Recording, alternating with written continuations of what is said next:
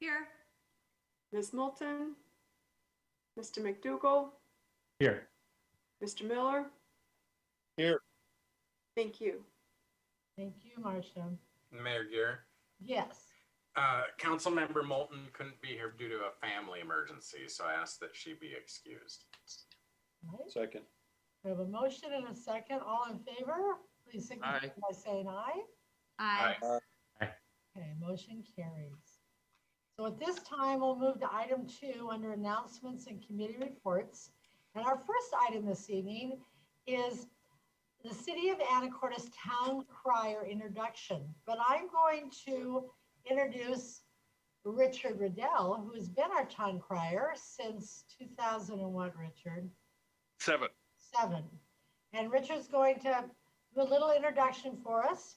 And then I'm going to introduce our new town crier, August Wolf, and he's going to speak to us. And then I'm going to do a proclamation and ask for a head nod from the council for your approval of tonight's actions. So Richard, welcome to the Anacortes City Council. Thank you, Madam Mayor. It's my very great pleasure to speak to you and to council. I wanted to inform council that I am leaving my position, as if it hasn't already been very well advertised, but I'm officially leaving my position as of July 4th. And I, with my family, will be traveling home to Nova Scotia in a week's time. And I leave you, I believe, in very capable hands. The mayor and sister cities and myself interviewed and reviewed several applicants to the position, and we believe we have chosen a very good candidate and indeed a replacement for myself. It's been my very great honor to serve Anacortes and to represent you all in competition and in visiting sister cities. And it's been really quite a good time, and I thank you very much. I would only say, lastly, I encourage the new town crier to host competitions and bring the world of town criery back to Anacortes. And if that happens, you will see me proudly parading on Commercial Avenue, known as P Avenue to some. I don't know why. People hate legumes, I guess. They named it Commercial, but anyway, thank you very much, Madam Mayor, and thank you, City Council, for your support over the years. Thank you very much. You're welcome, Richard. And one of the things I'm going to mention in my proclamation, and I hope the council will lean in and approve this evening, is I'd like to honor Richard Riddell and name him our honorary town crier of Anacortes, beginning of July 4th, 2021. So if you want to think about that for a little bit. So welcome, August Wolf. You are going to be appointed our new town crier effective July 4th, 2021. And I hear you might have something to tell to the council, say to the council this evening. Yes, it's just it was a brief little thing I wrote. It's nothing near as professional as Richard, but that'll all come with time and experience, I promise. Maybe you want to be there before or after that. Tell us a little about yourself. Yeah, let's go before. It'll be a little more. So, love the town, been here 16 years. Moved once to go to college, but I was back here every weekend and kind of just couldn't get out of the rhythm of this town. And, you know, built a life here, starting a family. You know, right now I only have 3 dogs, but hey, we have a nice house here, and I really just love the community. I love all the different actions we get to do, mostly outdoor stuff, just because that's limitless here. But yeah, I'm really excited about this opportunity, and I hope we all have a ton of fun with me getting to be the big boisterous guy that I am. So in that, do my. Oh yeah! Oh yay! Oh yeah!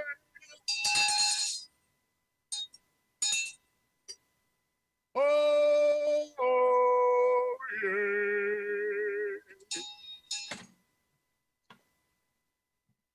to you, leaders of Anacortes. I am here as your new town crier to speak the news and set the mood for gatherings large and small, to represent this town of ours for all the world to see. I love this place, the beautiful island.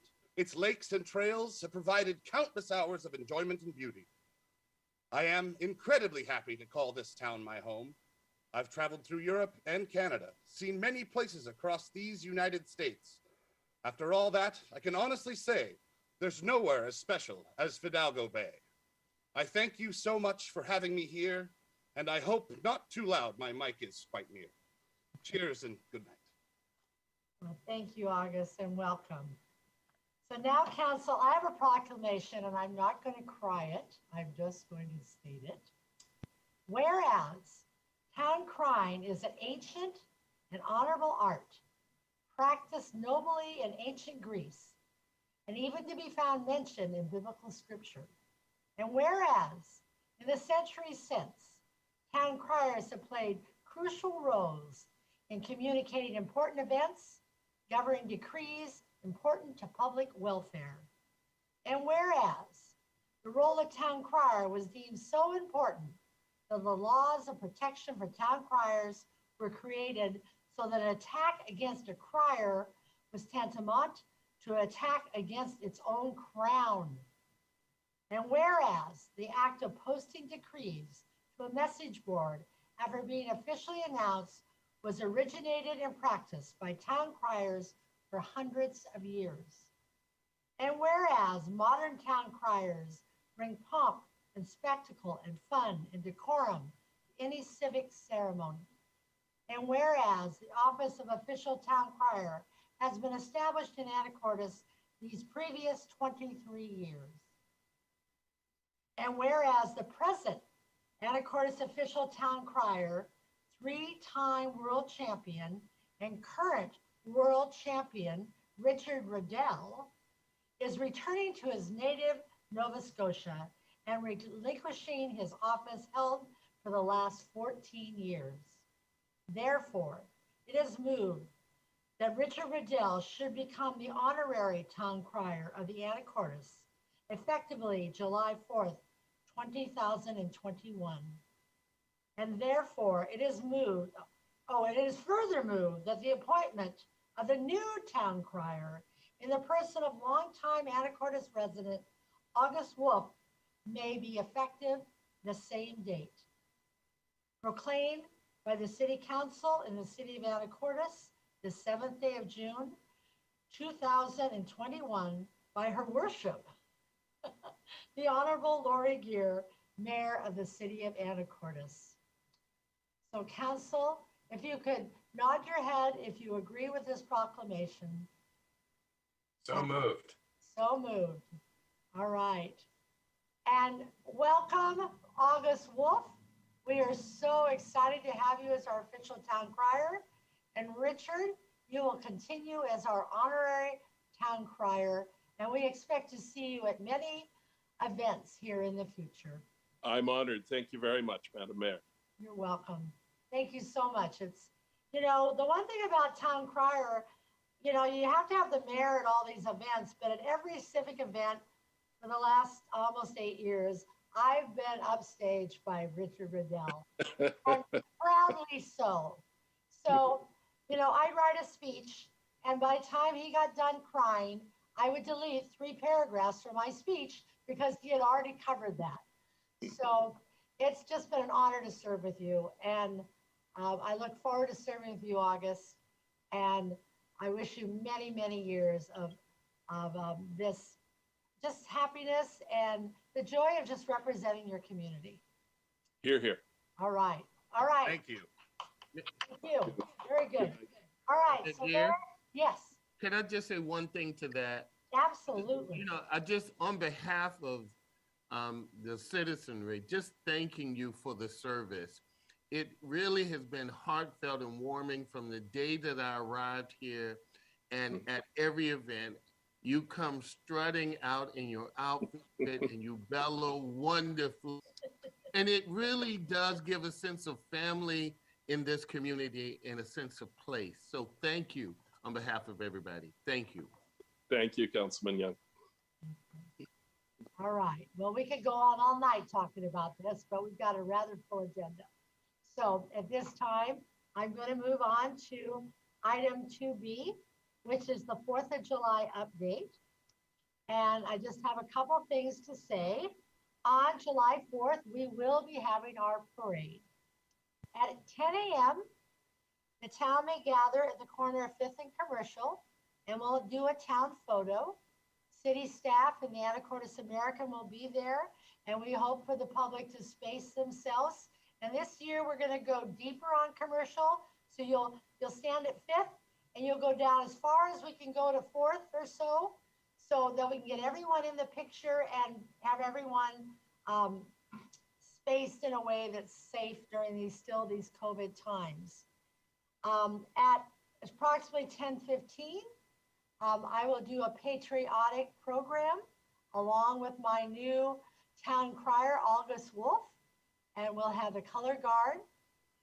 And after that, we will all gather on the sides of Commercial and for our parade. This will be our 245th year of independence, so we want to celebrate that. And we will, the parade will begin at 11 a.m. and it'll begin at 3rd Street and go all the way down Commercial on its normal route, ending, and people can disperse then once they get to Cosland Park. We're asking people to sign up and register this year to march or be in a float, so we know how many people are coming. We're also asking all participants refrain from handing out any items to the crowd this year. It's truly a safety precaution, and that means no candy, no beads, no literature or advertisement. We want everyone either to march down the street with their group or be on their float with their group and wave to the citizens.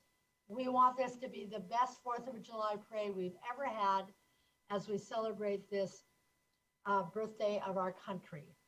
And then approximately at dusk or around 10:30 p.m., we will have our traditional fireworks display over the bay.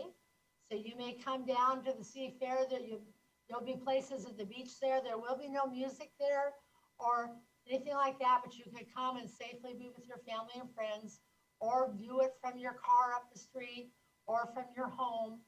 But we will have 4th of July fireworks over the bay. So that is my 4th of July announcement. John Lunsford, did I leave anything out? John is the director of the Park Department, and he is ahead of this year. He has the honor of both the parade and the fireworks. I'm just one of many, Mayor. Thank you. No, you hit it all perfectly. That's exactly what's going to happen. And hopefully in the future, we can get back to what people view as the normal 4th of July parade and celebration with music and everything of that nature. But just as you said, we're going to do the best we can this year, and it's exciting to have it come back. So looking forward to that on the 4th. I hope Mayor Gier? Yes, Ms. Cleland. Yeah, so I've had a couple of people ask me, are there any limits when it comes to numbers for kind of parade groups? And maybe you don't know that now, but that was one question that's popped up 2 or 3 times with folks who've contacted me, if there's a limit. Well, how big do they want them? I mean, the health department has told us we could do a parade because it's an outdoor event. And okay. Well, then never mind. If there's no limit, then that's fine. It was a question that for planning purposes. I would say if it's within the norm of previous years, barring throwing candy and beads and that type of thing. What do you say, John? Anything? Yeah, thank you, Madam Mayor. So the governor's office did put out some requirements for parades, Ms. Cleveland McGrath. And so we looked at how we would stage our parade, and we feel that we can fit those guidelines if it's a normal crowd. If it was to swell to twice the size, that would be potentially difficult, but I don't think you're going to have that. We are talking about ability to live stream on one of our city Facebook pages this year, so folks who are not comfortable attending in person can view it in real time. So we're still working on that as well, so folks can have options to view the parade and enjoy the ceremony in that way in the Mayor's Patriotic Program. So we're working on all that if folks want to choose an alternate way to view it. Okay. Thank you. And we will, any other information, we'll get that out previous to the 4th. So at this time, I'm going to go to item 2C, which is my COVID-19 update. And starting out with that, City Hall will be reopening to the public on Monday, June 14th. And we're going to call this a soft opening. We're going to do this for the first 2 weeks, the last 2 weeks in June till after the July 4th holiday. And we'll be open from 9 a.m. to 1 p.m. Monday through Friday. This gives an opportunity for all city staff to convert from remote work back to City Hall, dealing with child care issues and all the things that vaccinations and those kinds of things we're still navigating. So soft opening, public can come and get services just like they always had, Monday through Friday, 9 a.m. through 1 p.m. So if someone wants to come during their lunch hour and pay a utility bill, they'll be able to do so. On July 6th, as the governor moves forward with removing all remaining restrictions, on June 30th, City Hall will reopen to normal business hours from 8 a.m. to 5 p.m. Monday through Friday. As we reopen, our focus is on safety of our staff and the public. Masks are not required for those who are fully vaccinated. If you're not fully vaccinated, you will need to wear a mask while in City Hall. We are yet to determine when our city council meetings will be reopening in normal format, but we should have that figured out in the next week or two. Whether we do total reopening or we do it a hybrid model, we're still in discussion. So I'd love to hear offline from the council anything you're thinking. Then the Skagit County Health Department reports as of the 5th, which is on Saturday, that Skagit County has had 5,243 positive cases of COVID. We've had 74 fatalities and 341 people hospitalized. The state of Department of Health has reported no information from June 6th and 7th. But for the 98221 area code, we still believe cases are between 450 and 459. Island hospital numbers, they've tested over 16,956 people with a total positive case rate of 349. We've admitted 64 people to our hospital, and we've had 0 deaths. In Washington State, we've had over 440,000 cases, 5,836 deaths. In the United States, 33.5 million cases with 603,410 deaths. Worldwide, 173 million confirmed cases of COVID, and that includes 3.72 million deaths. Vaccinations statewide has been a little over 7 million vaccines have been administered. And in Washington, in Skagit County, we've had a total of 137,925 vaccinations given to date. And that is my report for tonight. Any questions? All right, we'll move on then to item 2D, our museum committee report.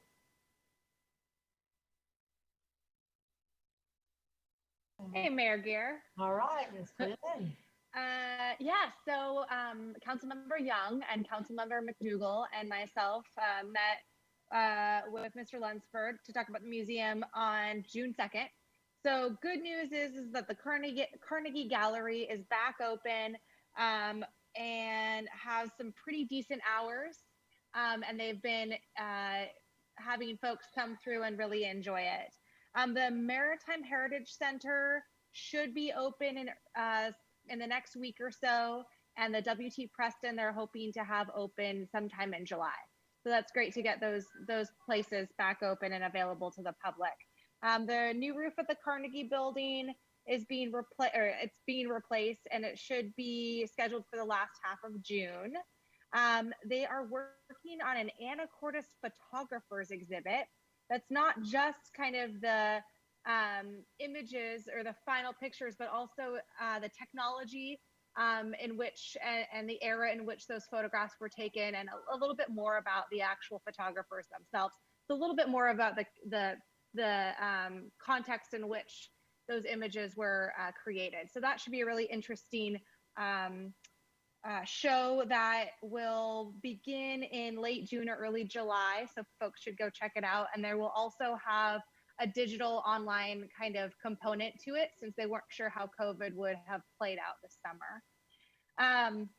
The Mitchell murals are going well. The family's been fundraising. They are working on kind of cataloging the current condition of each of the murals and figuring out a plan of how to preserve and keep them in good order.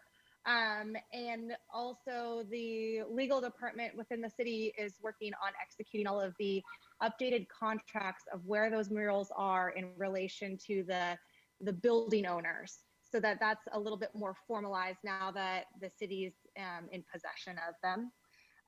There's, the Maritime Washington National Heritage Area is still in its infancy, but Anacortes Museum is one of the stakeholders, so we're happy to continue to support that. And there is a cannery exhibit that will be open at the Maritime Heritage Center sometime in the midsummer. So that'll be another fun outing for folks to go to. The Tommy Thompson train should come before council in the near future. We didn't really have any update on that, but we should see it. And finally, what other things? We talked a little bit about the fact that we've got stakeholders in our community who are requesting really good materials within the museum, which is the purpose of having the museum, so that they can have a better understanding of the history of Anacortes and are working on various kind of projects. So the director just wanted the committee to be aware of that, and they are happy to work with folks so that we can kind of look back and look forward at the same time. So I'm really happy that we were kept up to date on that, and look forward to seeing what comes out of it. So if anyone else has anything to add, it was a great meeting. Yeah. If I could, Mayor Gary, it really was an excellent meeting. We had very productive, but to the point in use of public materials within the museum, we really went over that, and it was just the idea that it is really about the public and the history of our beautiful town that we have right here. So, it was a great discussion, and I'm thankful that we've had it inside the committee itself. Thank you. And Christine, you referenced the train, and my intention is to bring that discussion to council on June 21st. We'd hope to bring it sooner, but the critical areas ordinance is taking up the bulk of our time tonight and probably next week. So on the 21st is when that will be on the agenda. All right, the next item is item 2E, our fiber committee. Mayor Gare. Mr. McDougall. The fiber committee met on May 27th. So when I get to the numbers section here, they're a little bit out of date. We expect them to be a bit higher. But anyway, before covering that, a couple key items that we discussed. It was excellent discussion. We had as you all know, there's that grant that we've been awarded for construction of fiber in calendar year 2022, which would kind of fill in all of the areas east of D Avenue that we don't already offer coverage. And so in addition to that grant, the department is actually in discussions with the Washington State Broadband Office, looking to try to get additional funding from the ARPA COVID relief funding that the federal government provided. And so the department is they've submitted a couple projects, the Anacortes Mine Road West. So basically this is the entire west end. And then also to a project to fill in from Anacortes Mine East to A Avenue. So we're waiting to hear back. Hopefully we'll get some additional guidance late June for that. In addition, the department is looking into funding that's available via the Broadband Infrastructure program. This is administered through the National Telecom and Information Administration. And this is like funding for more like rural broadband projects. And so we would look to apply, if a grant is awarded, we would look to apply that to extending the fiber project out along the narrow part of that is, I guess, that is city space or city limits out along Highway 20. And so we're looking at like an August deadline for submittal on that. Additionally, wanted to congratulate Jim Lindbergh and Emily Shu, our leaders of our broadband department. They've both been asked to join a panel that the Association of Washington Cities at their annual conference later this year. So that's a really cool recognition that they're on that panel with other members of the Washington State Broadband Department, as well as folks like Comcast. So congrats to Jim and Emily. And then on to the actual numbers here. We keep connecting customers. We keep getting signups for customers as well. So as of about a week and a half ago, close to 2 weeks ago now, actually, we had about 740 total customers split across residential and business. So that number is going to be closer to 760 now. We're very nearly at $50,000 a month in incoming revenue. And then across our original sort of coverage areas, we're above, or we're very nearly 50% take rate in CBD and Old Town and M Avenue at about 47 to 48% in each of those. And in the aerial expansion, this is the areas that we serve in the, I guess, east of D Avenue today. We're at about a 28% take rate, and that may have bumped up to even close to 29. And I think Mr. Miller or Mr. Walters, anything you'd like to add? All right, thank you. Thank you, Bruce. The next item is item 2F, our Port City Liaison Committee report.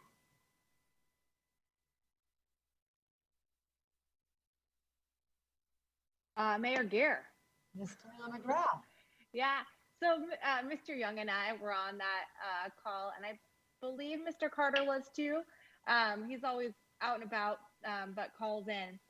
So we had a really great meeting. No major changes. We talked a little bit about COVID. The port and the city are still kind of in tandem, trying to kind of keep consistency across the board.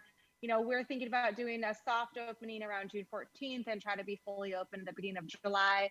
The port is kind of on a similar timeline. The cool thing was the fact that we had our new chamber president there, Jessica Stickles. And so she got to kind of meet us via a computer screen. And she was able to speak a little bit about the chamber and their goals. And the big thing that kind of came out of our meeting was the fact that the 2018 Maritime Strategic Plan was a really amazing document with a lot of stakeholder involvement. And the fact that, as the people around the table discussed, we want that to be a working document. So the goal is to do an update to that for 2022 and include the chamber and the port and the city and all the stakeholders, but to really bring the chamber president, Jessica, or the chamber executive director, Jessica Stickles, on board with that project. So I think that was a really good thing. We talked a little bit about the COVID restrictions and, you know, doing some of the Friday night music with the port. They would love to do it, but as of now, it doesn't fit within the governor's guidelines. So they're waiting to see if anything changes and if there's enough time in the summer to do something like that. There's going to be the Whale of a Sail, which is part of the chamber's kickoff, which is June 26th. And that's during the race week that's happening locally. So really kind of combining the port and the downtown businesses and the city community to bring folks in from out of town and do it safely. So that a lot of the big evening events won't be happening because of COVID, but they're still excited to come here and they're still excited to be able to walk downtown and socially distance. So I think that's about it, but it was a good meeting, and fingers crossed we may have our next one in person outside. Thank you, Christine. The next report is our Public Safety Committee report. Mayor here. Mr. Miller. I'll let Ms. Cleland McGrath have a break, but myself, Ms. Cleland McGrath, and Mr. Carter and staff and yourself was at the public safety meeting on the 1st of June.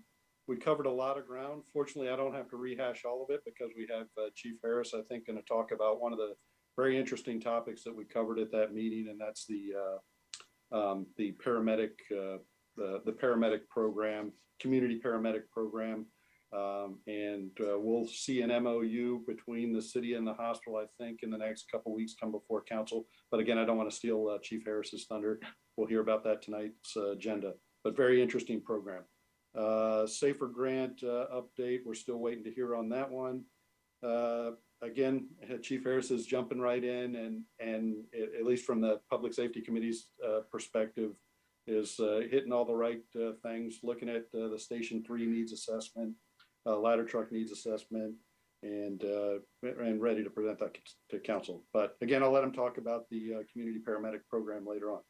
From from the police department, still as we all know, a lot of complaints from both businesses and residents about T Avenue and some of the folks that are living out there. I think we're making great progress with the help of families, Anacortes Family Center. I think we'll make even more progress with hopefully the opening of the First Step Center in Burlington. A good transition for some of those folks that we aren't finding the right solution there, because the right solution is not living on a public street. The new police officer and new records clerk joined the department, and the department is spending a lot of time with working on the new laws passed by the state legislature, signed by the governor. And one of the big ones that for council that we'll have to work on, certainly as we go through our budget, is video recording issues. Video recording specifically, I briefly read the legislation, but it has to do with felony suspects. But really, the only logical solution is body cameras, which is not a bad solution. But as we all know, it's going to cost time and money and to get it right. So implementation of that is the first of the year. So again, they're spending a lot of time looking at that, and the other laws as far as as we all know, we've got an accredited police department. So nothing unusual for them. It's just working with other departments that's the challenge. And then I'll wrap up the discussion about the police department, give the mayor an opportunity if this is a good time to talk about the police chief transition, Mayor. Oh, okay, thank you. Well, this evening I did send out a memo to the Anacortes Police Department and to the City Council. And in that memo, I talked about the transition in the department. Chief Small will be retiring as of June 30th. And we will, as of tomorrow, we will post a position. So we're going to do an full open process as far as anyone can apply outside the city, the region for that position. I'm committed to a community process and selecting the new chief, and then make sure that that person represents our values and can provide leadership for the department and support them professionally and take care of the safety and protection of our citizens. Along that same line, so we'll have that process. We hope to have a new chief in place by September. And then I've also appointed Captain Dave Floyd to be the interim chief, and his assignment will start on Monday, June 14th. So he and Chief Small will overlap by a couple of weeks, but I felt that transition time was important, so there would be a smooth transition during this time. So interim chief, Captain Floyd, new chief selection over summer, and we wish Chief Small the best in his retirement. He's been with our community, I think, for over 24 years, and serve the Anacortes Police Department very well. And that is my announcement. Thanks, Mayor. That was perfect. Did I miss anything, Ms. Cleveland McGrath, on that? Okay. That's all from Public Safety Committee then, Mayor. Okay, thank you, Matt. All right, then we're going to move on now to item 2H, is our Housing Affordability and Community Services Committee report. Yes, Mayor Gear, the Housing Affordability and Community Services Committee met last Wednesday. We continued our gap analysis that we're charged with doing as part of the 2021 budget ordinance. And we got a presentation from a service called Unite Us.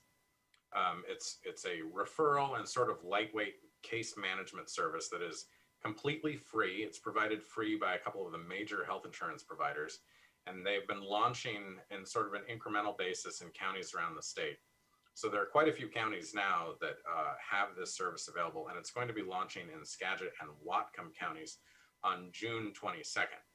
On our committee, we had identified this type of thing sort of as a need, that we've got these service providers, they see a client, but their client has a lot more problems that need to be addressed by agencies other than the service provider that is talking to them. And the service provider may or may not know about all the other services that they are eligible for and that are available in the community. So this Unite Us service would fill that gap by containing a comprehensive list of who provides what service, what their eligibility requirements are, and so that they could have a coordinated referral to all the various other entities that can help provide the services that people are missing out on and that they really need in our community. There are 170 partner organizations in Washington State so far, and the challenge right now is to get organizations in Skagit and Whatcom signed up so that the service is useful. We can help support this service as well. So for an example, we provide a utility billing discount program for low-income residents. And that is a very small service that the city provides, but the finance department could be signed up as part of this service, and that program could be listed there. And when they have a client come in that is eligible for that, they could get referred to the finance department could get them signed up. Similarly, the library or the fire department or the police department could be signed up on this service, and they could participate either through referrals or being referred to for whatever services that people might need. The Unite Us service is not looking for financial support from us because it is fully funded by these health insurance providers, but it is something that we can support that way. We'll be working that up further, and we'll be integrating it into our report. We spoke a little bit more about how we're going to try to finalize some of that report and then bring it forward to council. And it is a just tremendous problem that we have been slowly eating away chunks of. So it's not as if we are going to have the entire solution to this problem resolved in 6 months.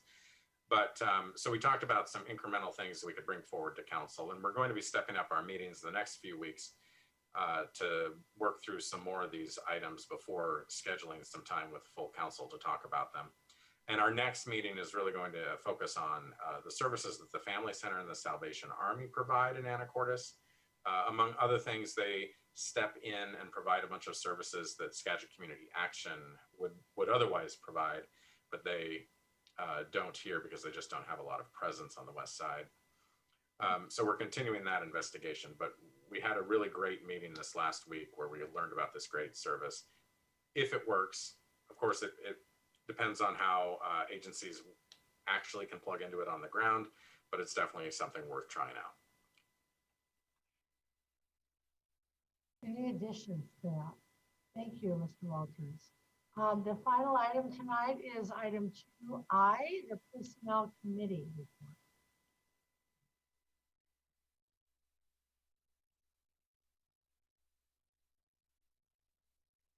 Okay. Hey guys, it's Christine again. Yeah, so we just finished our personnel committee at 2 o'clock today. We discussed the request for the 4 positions. Those will come forward later in the agenda, so we can kind of skip those. Beyond that, we discussed the fact that we have not done a personnel policy update since I believe 2017. So Emily Shue is going through the process of kind of identifying cleaning up some of those loose ends or things that are not worded correctly or changes, both either by the state or the federal government. There's a number of policies, nothing major, just kind of cleanup work. She will give about a 30-day comment period for the various unions and staff for review. But that's just kind of clerical work. Then the other policy that she's working on is the remote work policy, because we've been all at home, solidifying a clear kind of policy so that both the city and employees understand what those expectations are and when that can be exercised. So everyone's on the same page. That is another policy that's being worked on, separate from personnel, but similar. They went out for requests for proposals for the classification and compensation study. They did not receive any. So the mayor and Ms. Shue are going to probably work with Cabot, Dow and Associates to kind of work on first the compensation component and then later on the classification. And so they will be doing a proposal to bring to council. The priority is to review the mayor and city council compensation, the study for the summer prior to the next election, and then go on and discuss it for the various other departments and positions. You know, we've had the HR human resource position open for quite a while. And so we are going to keep working on that and maybe reimagine what that position looks like so that we can get it filled sooner than later. It's a highly sought after position, and there's not enough folks to fill it. And then finally, you know, we talked a little bit. What was the last one? Here we go. I think that's about it. I think I had to bump off. So if there's anything else that I missed, Mr. Young or Mr. McDougall, feel free to fill in.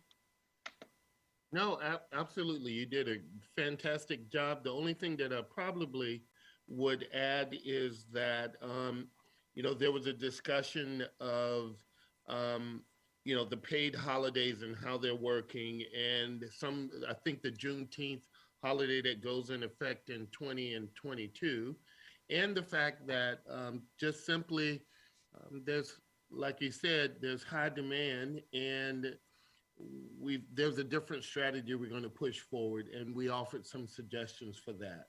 But other than that, I think the bulk of the rest of the conversation will come up tonight and other items on the agenda. Thank you. Thank you, Mr. Young. Okay, anything else under announcements and committee reports? All right, this time I will go to item 3, which is public comment.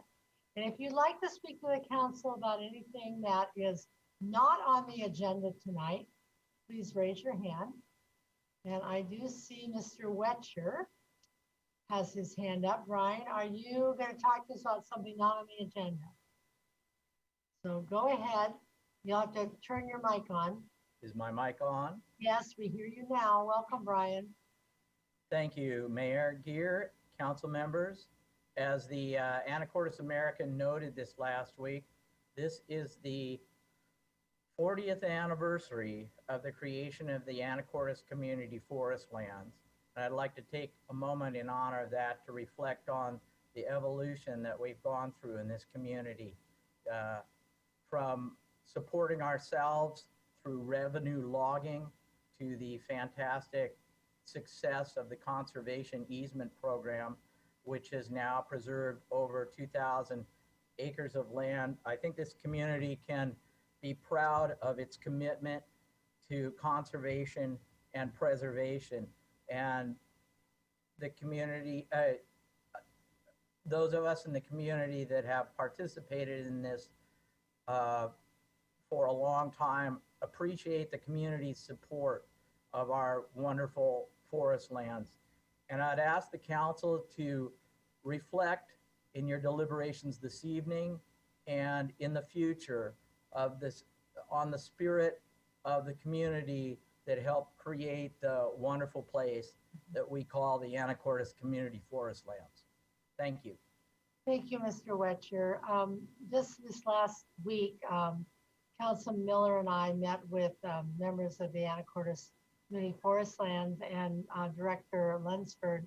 And I believe we realized that I think 38% of our city is forest lands. And so we're a city park or a park city or a forest city.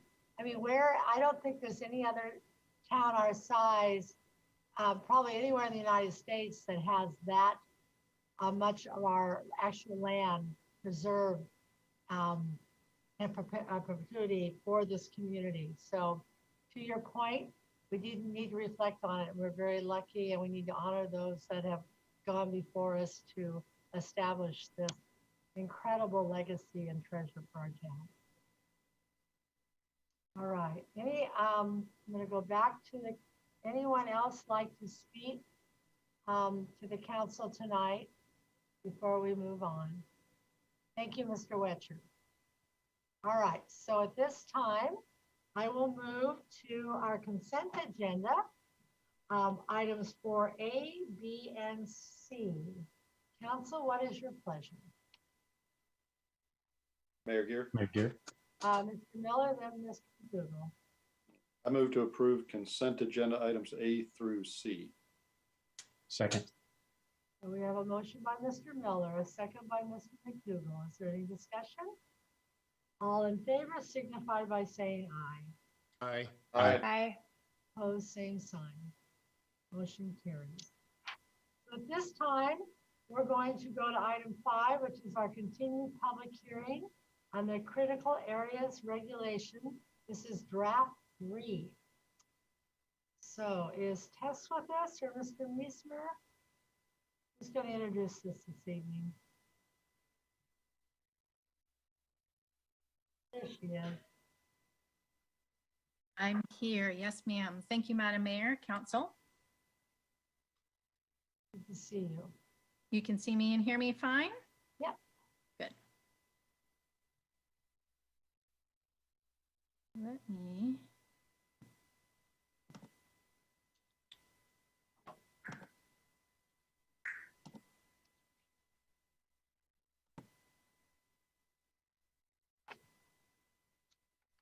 And just a warning, I am broadcasting from Montana in my family's lumber yard office, and so that I have a good enough internet connection, but I forgot to factor in the African gray office pet. So you may hear a loud bird noise. He's been a little rambunctious tonight, so I apologize in advance.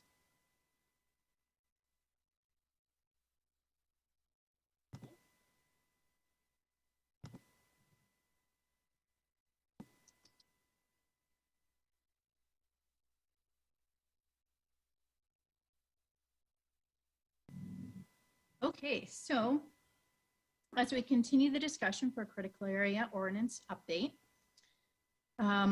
we went over the draft and the changes to the draft.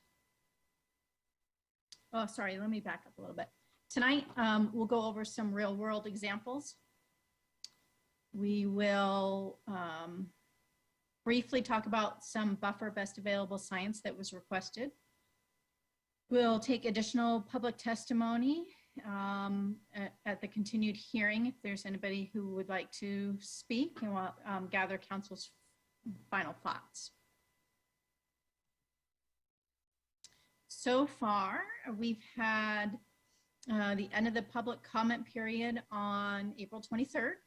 In the last 2 sessions, we've been going over the public comments that we received during the written public comment period, discussing the merits of those and making a list of the ones that we felt important to incorporate. Tonight, again, we'll go over some case studies and best available science to finalize all of our discussion and questions. Hopefully after tonight, we'll be able to incorporate all of the changes discussed into a draft, review the final draft and supporting documents that we need, approve the draft and adopt the ordinance. So we are close to the finish line.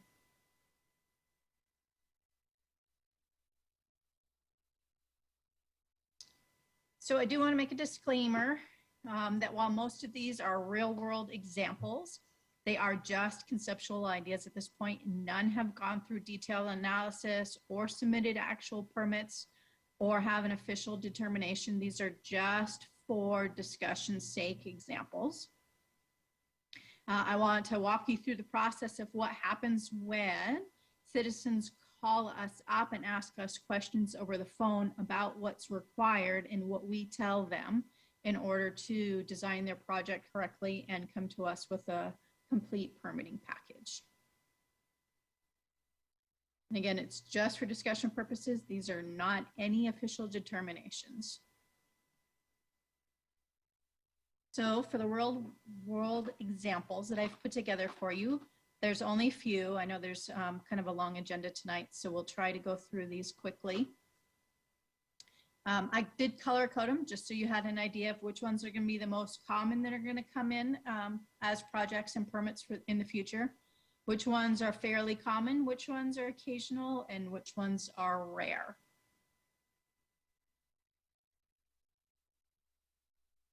Okay, so the very first one, we have a wetland buffer, a single family residence that wants to do a permitted alteration.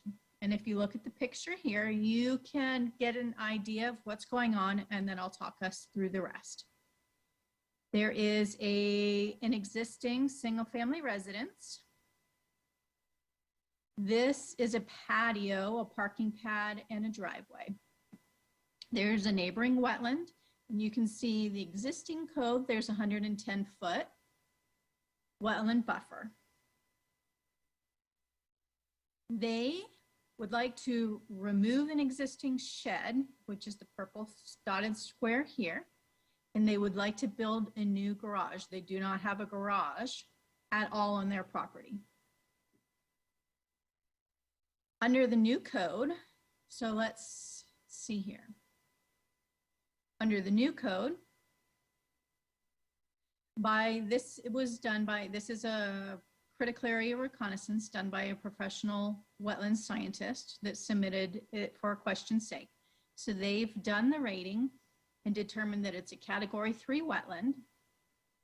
And based on our proposed system, high land use intensity, you can see that the new buffer for this property will be 150 feet. So you can see the impact that that's going to have. It's going to make the entire lot buffer.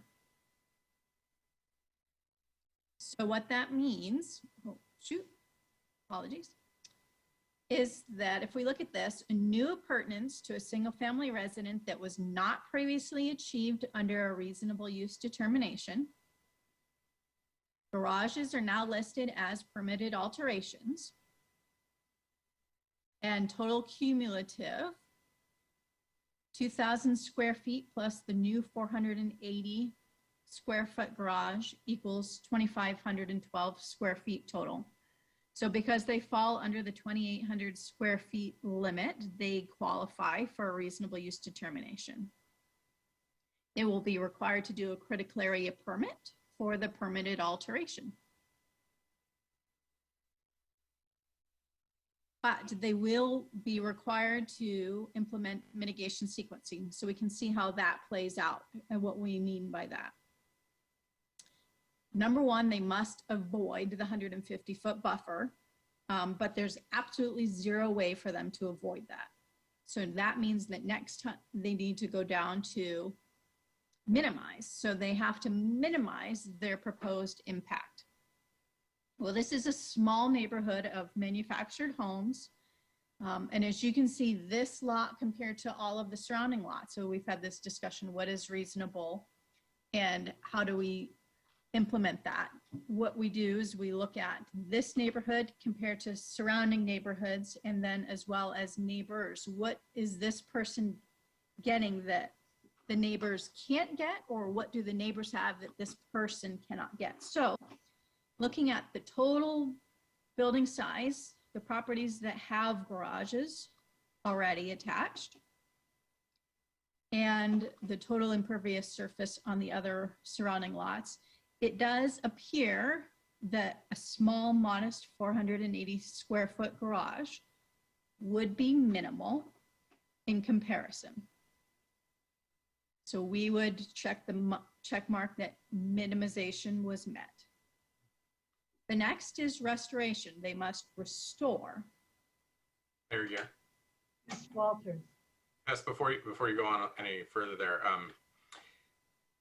have we written down someplace where we would use this analysis of neighboring properties and what's common in the neighborhood as the basis for determining reasonableness?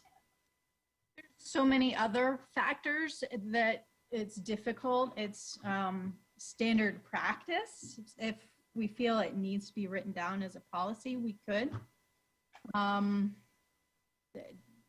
But to try to capture what all means reasonableness, I'm not sure how to write that down. It's just, yeah. Yeah, I understand the problem there. It's just that, you know, if it's going to be applied, we do need to have some standard. Mm-hmm. Well, that's where the Department of Ecology training and all of the professional development that we go through with the coastal training program and Department of Ecology and so forth. This is stuff that we're educated and trained on as professional planners. So, I mean, it's just kind of in our responsibilities and things that we're trained on. But let me think about that more and how to either find already existing guidance or write down some guidance on that. Yeah, Mayor, interested in. Yes. Mayor Gear. Yes, Mr. Miller. Sorry, if Mr. Walters is finished. Yeah, I was just going to say I'd be interested in knowing if there's any existing guidance. Yeah, I'm not concerned necessarily that our staff with lots of great training will be able to understand that. I'm more worried about the property owner being able to understand what reference the staff is going to make that decision. And I think it is. I think you could probably write it down, and maybe some of the opening paragraphs of the ordinance that talks about consistency of the neighborhood, or some words to that effect. Because just exactly what you said, Tess, about how you're going to evaluate it. Yeah, consistency of the neighborhood is going to be your guide. So maybe something like that in one of the opening paragraphs might help with that, if any of that makes sense. So agreed, understand. I do understand when you're saying how this is communicated. So we have phone calls and we discuss this with the applicants. And then we sit down during pre-application conferences where they have formal feedback in written guidance, where we express all of the expectations up front in writing in a pre-application conference letter. So it's really, again, it's because it is all so case by case basis, trying to write some broad guidance is really difficult, but I agree. It's really challenging. I'm just thinking about, we're going to vote to approve this whole thing, and 2 years from now, somebody's going to be coming to you with, okay, here's my garage that I want to do in this neighborhood. And again, this is a great example. I know it's not the end all be all, but that's kind of what I'm thinking about. And when you're looking 2 years from now, what's written down is kind of important. Right. Okay. But what I was trying to explain is that when they all come to us, we sit down one by one, case by case, and explain it to them up front so that they are aware of what the requirements are, and they do get written guidance, each person case by case for each project. So I think what Mr. Walters and I are looking at is the written guidance for the staff to be able rather than, hey, I just went to a new Department of Ecology training 6 months ago. Council approved this update to the critical area ordinance 3 years ago. You know, that kind of, and again, it's really tough to capture, but I think that's the kind of consistency we're hoping to have something in there. So something to think about. I don't have the solution. No, I understand, and I completely agree with you both. I'm certainly not arguing. I've certainly written it down that I'll look for some information for where the guidance is, or we can certainly how to write it up. But what I'm trying to do is help you understand what other additional tools and guidance there is. It's not all just going to be. No, this is great stuff. This is very, very helpful to understand the impacts of the update to the critical area ordinance. So good stuff. Certainly. Thank you. Not everything is going to be relied upon and written in the code. So. Yes. Okay, Mayor Gear. Yes, go ahead. Yeah, thank you. Ms. Cooper and I have had long conversations about this one because it's a perfect example of, you know, a homeowner looking to his left and his right of what his neighbors have built and thinking it shouldn't even be an issue, right? To be able to construct this until you start looking at, you know, over the years as wetlands have been identified and buffers have been expanded.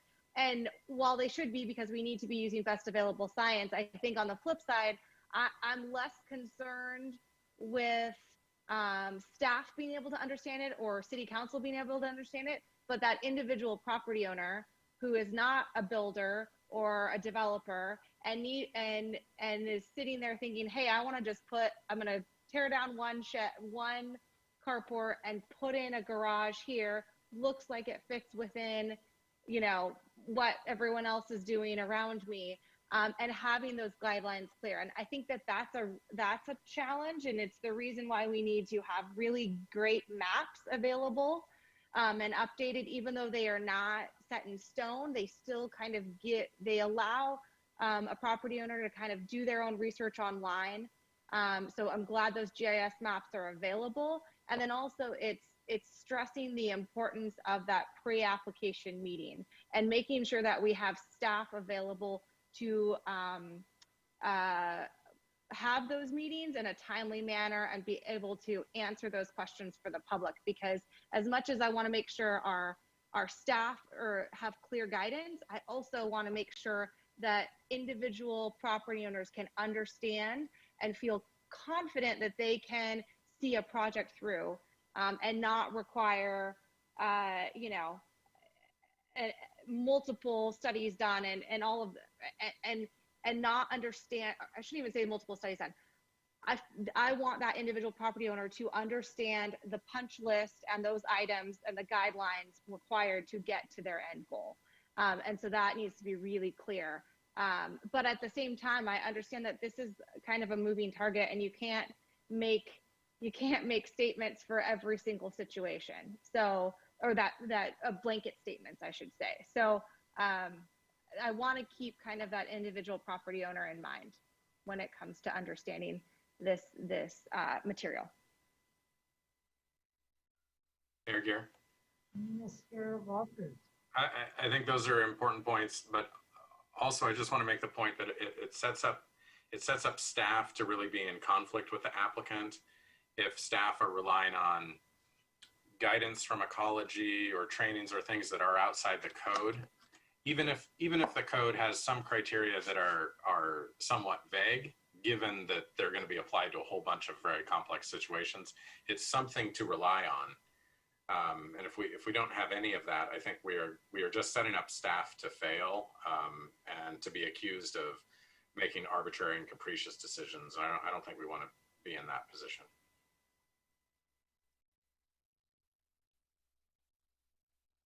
Okay.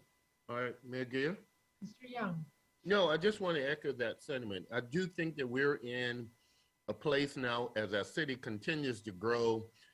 We're having to address some things that may not have been an issue before, but as we continue to work toward our environmental responsibility, but yet cognizant of the development and the citizenry that we represent, we do want to make it as easy as possible, as clear as possible, and consistently transparent as possible. And I think when we do that, we can stand on the truth of what we're saying the rules are, and particularly when the public can understand it as well. So I just wanted to echo that. I know, Tess, Ms. Cooper, that you're working incredibly hard toward it, and everybody else, but just felt that it would be important to sort of re-emphasize the necessary redundancy if it helps the public understand what these rules are and how we're applying it. Thank you. All right, anything else on that? Tess? Yes, ma'am. Go ahead. So registration would be the next step. And they've implemented that by obviously removing a 280 square foot shed and restoring it to a vegetated state. Right, we're completely removing a structure out of the buffer, planting grass, and so it would be revegetated and considered an effective permanent mitigation. That shed, that permanent structure is gone. So I know in the past we had questions about mitigation and the effectiveness of mitigation and how permanent mitigation is. Well, this type of mitigation is very effective and very permanent. And then compensation. So the requirement, the very last requirement is anything that cannot be achieved here needs to be compensated for. So 480 square foot shed or new garage minus 280 square foot shed equals 200 square feet that's remaining, that's unanswered for. So they would have to implement a 200 square foot mitigation project. Again, whether they remove pavement, concrete, or do a buffer planting, rain garden for stormwater catchment and infiltration, or some sort of other beneficial mitigation project. They would have to submit with their permit the mitigation plan that describes how they are going to achieve it, as well as mandatory monitoring and adaptive management plan. So again, the concern was with the effectiveness of actual mitigation. So they have to say how their 5-year monitoring plan for whatever they do. So obviously if they're removing a structure in cement and planting grass, we would just make sure that the grass is, grows. But those structures are already gone and permanent. If the mandatory monitoring and adaptive management really comes into play if we're doing plantings, we just want to make sure that planting native plants are surviving and they live in perpetuity, as well as if it were say an invasive species removal project, that whatever invasive species they remove stays removed as well. So mitigation plan and monitoring and adaptive management are mandatory in any project that proposes impacts. Mayor Gear? Mr. Young. Ms. Cooper, just a quick question. When it comes down to the mitigating factors and the compensating for the remaining, what's left that's not part of the original project, what they need to mitigate on, I'm sure that if it's not a contractor, if it's just a regular person coming up, are there a place that they can get ideas or examples of what it is that you're asking for, and it sort of seeds their creativity to come up with solutions that may work in this case? That's a really good question. Thank you for answering that. So let me clarify. A contractor and a regular person could not come up with this.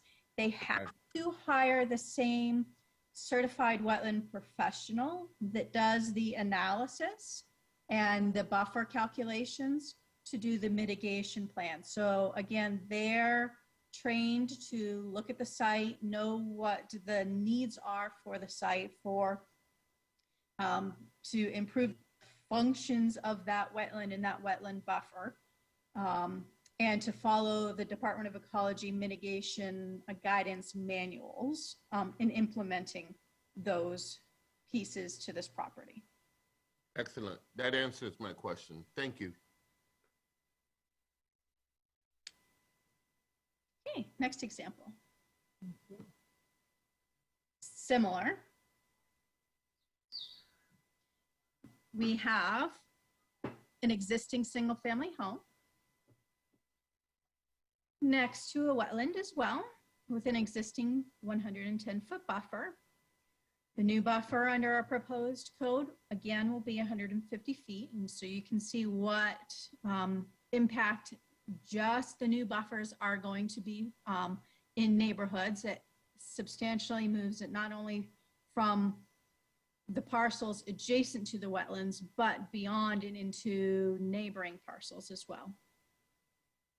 This single family residence would like to add an 8-foot addition to their kitchen and dining room, located right here in the center. And then they would also like to, it's really hard to see, this is the garage, this is the home, this is a cement patio. They would like to redo the patio and add a roof over the patio to extend beyond. So this project is an expansion of a non-conforming structure within the buffer.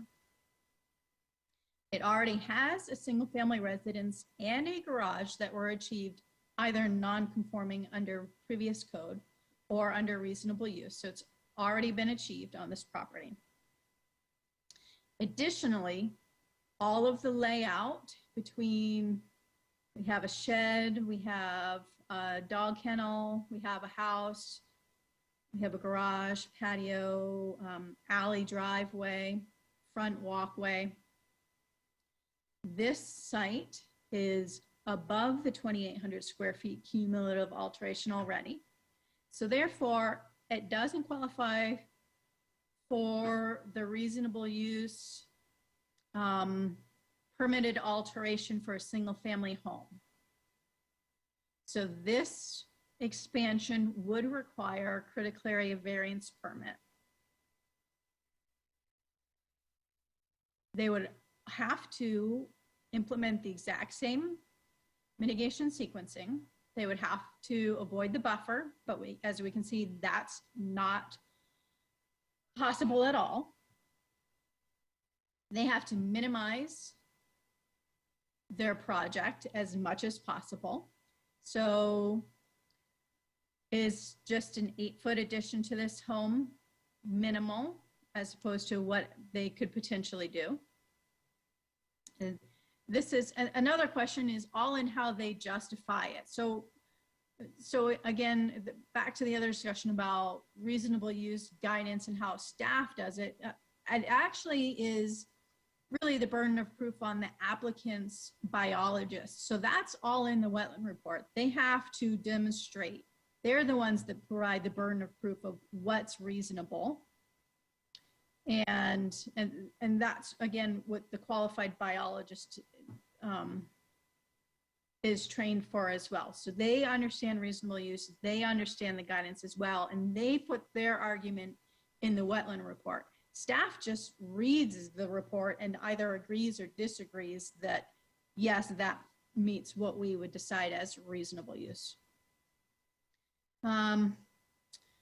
This project would do a very similar restoration, and they would take this existing dog kennel, 144 square foot, and remove it completely. So that would be a restoration project, removing a permanent structure from the buffer. I apologize. And restoring it to a vegetated surface.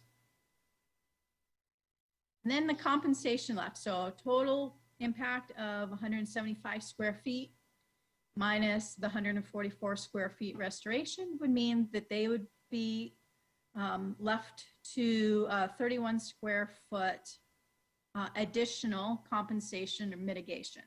So they have another shed here. They have other cement, whether there's invasive species or whether they want to implement a rain garden or vegetation planting. Of course, that would be for their professional biologist to determine what would be the best balance and impact and benefit for the wetland and the adjacent area. Again, with the mitigation plan and the mandatory monitoring and adaptive management. So beyond this, because it is a variance, they would also have to meet all of the reasonable use criteria that is in the code, as well as variance criteria that is specified in the code in order to get the variance approved. And then this permit would go to the hearing examiner for final approval. Mayor Gear. Go ahead, Mr. Walters. Mayor Gear stepped away for a sec. Ms. Cooper, it seems to me that I guess on this slide, you haven't purported to evaluate this proposal against the variance criteria. Correct. But it seems like it would pretty clearly fail the variance criteria. Staff has not evaluated it. We're just showing you potential projects that would come up. And again, it's for their biological staff to really articulate clearly how it meets those reasonable use and variance criteria. But I suspect you're correct, and it probably would not. Yeah, so in your first example,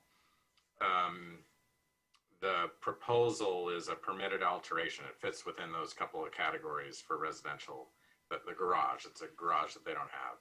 Here, it's not one of those, so you've got to move it over into the variance criteria category. And the first variance criteria is the application of this chapter would deny all reasonable economic use of the property and more. So it seems like it would fail, the very first variance criteria, let alone the others, which maybe it could do a little better on. So I guess I don't want people to walk away with the impression that you could actually do this proposal. It may very well fail. Thank you. And that's a really good point. And that's the reason why I put this example in here, is that this is one of the decisions that you as a council have. We've been asked to increase our protections for wetlands. We've been asked to make sure that development is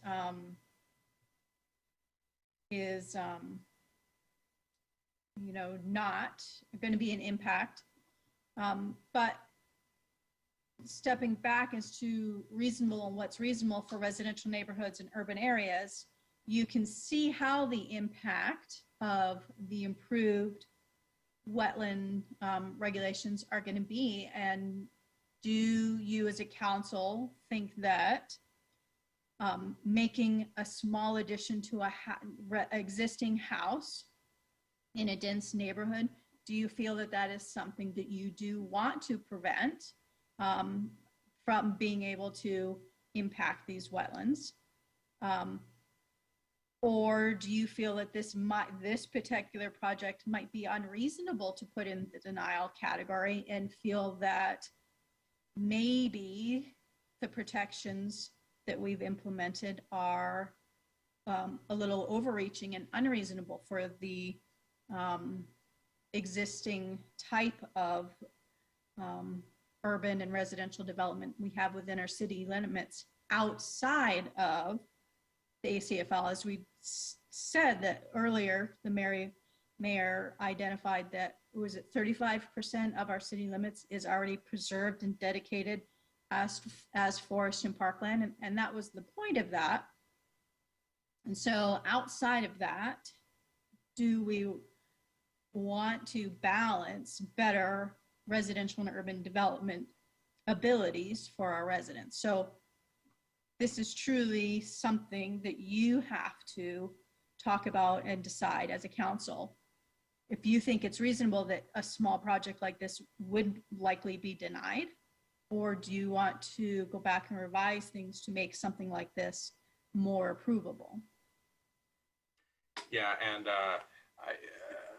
let me speak to that just briefly. I think the ACFL is a great thing, but it's not a substitute for protecting wetlands elsewhere in the city.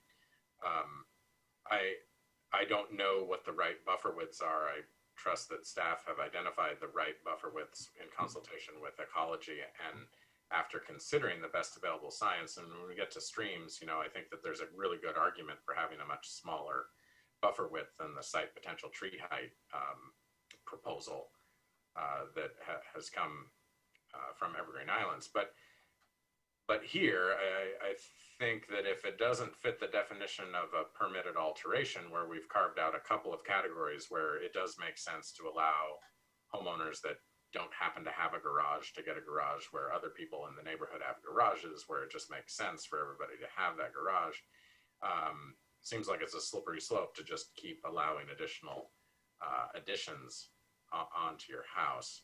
And also, you know, we always talk about this in terms of protecting the wetland. Seems to me that there are houses built in places around town that really shouldn't have been built there because of the drainage issues, because of the groundwater issues that are related to being too close to wetlands. And if we had had larger buffers quite some time ago, we'd be in a better position. But I also recognize that it's a difficult question when you've got development that's going to become non-conforming. So I think it's a difficult needle to thread, but I'm not willing to say that it makes sense to just ratchet buffers down to allow development to go unconstrained because we have that 3,000 acres of ACFL elsewhere. Thank you. Mayor Gear. Mr. Miller. Yeah, I think since we're talking about what's reasonable and unreasonable, and I think Ms. Cooper reminds us of what an important role we have as city council weighing in on that. I think it's unreasonable that you have to hire somebody for $150 an hour to come present your case to the city for an example that you use here for an 8-foot addition on your house, when your neighbor who is not in a buffer is able to put an 8-foot addition on a house. So just so that goes back to trying to have that language of, you know, how does staff interpret a variance? Again, trying to be as fair as possible and at the same time protect the wetlands. It's a challenging issue, but again, I'm trying to represent, you know, you're on staff, but think about this example that you're showing.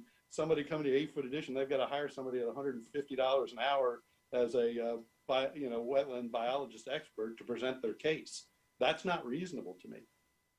So we might have to look at the wetland buffers again, because we spent a lot of time over the last several years to plan out our growth in Anacortes as far as density, things like accessory dwelling units, and these buffers could very well impact what we thought we had for buildable lots. So it's a concern that I have.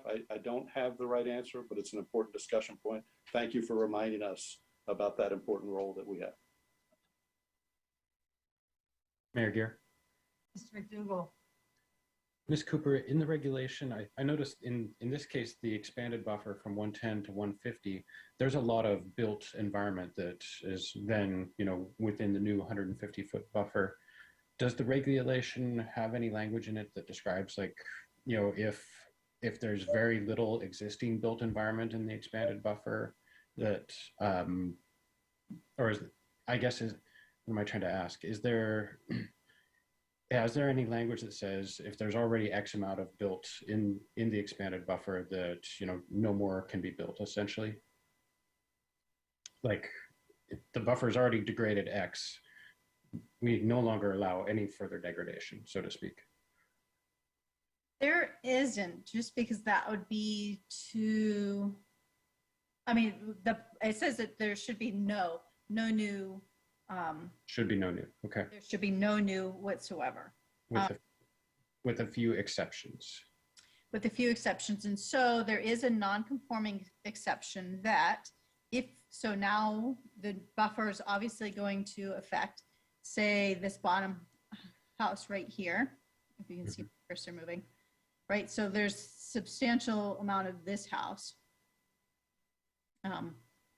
in this yard. But so non-conforming structures, they can do modifications and additions as long as it does not expand the non-conformity. So they would have to build outside or away from the buffer, and their biologist would have to explain how it does not increase the non-conformity. So there's that provision. And then there's also another provision I do want to state that may come into play for, and I can't see what's under this table, potentially this house or this house.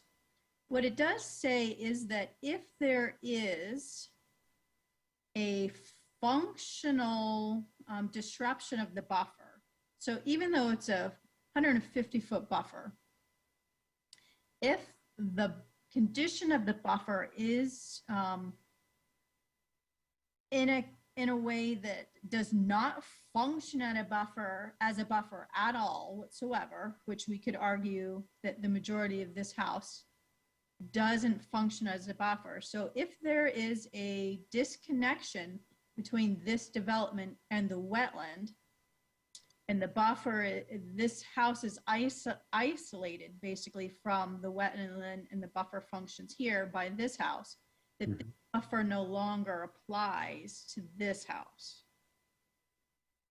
That this house isolates it, so that therefore this would not be anything within this house and in between this house would not be a regulated buffer. So I know that's taking us a little too far down the rabbit hole, but I want to explain that there are the caveats for the non-conforming houses, things that they can and can't do, as well as the potential protection for, is it really reasonable, even though the buffer is expanded here?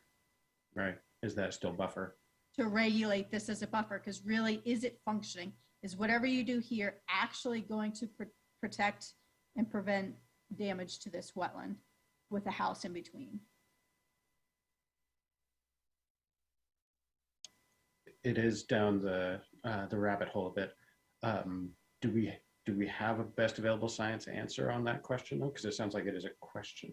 Or you phrased No, it's not. It's not a question at all. It is best available science, and it's going to be what the without being on the property, without looking at the one. That's the point again of the wetland report and the biologist doing the impact analysis study to tell us that answer.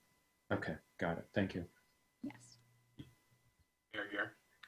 Yes, Mr. Walters. So to tag on to that, and this is just immensely helpful, to go through these examples to work through how exactly the ordinance functions.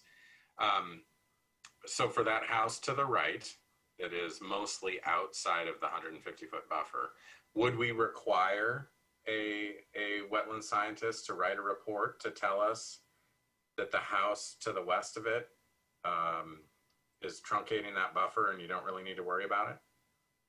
Yes, we would. And can we get out of that requirement? No, anything within 300 feet of a potential critical area requires a report so that we can know what's going on, and for that biologist to tell us in effect that yes, this is completely functionally isolated, that this wetland, whatever is here is not going to affect this wetland. So are we not able to make any of those calls with staff? I'd have to look at it. There's some places where we say that the director has the ability to waive this requirement based on circumstances. So that may very well be written into that.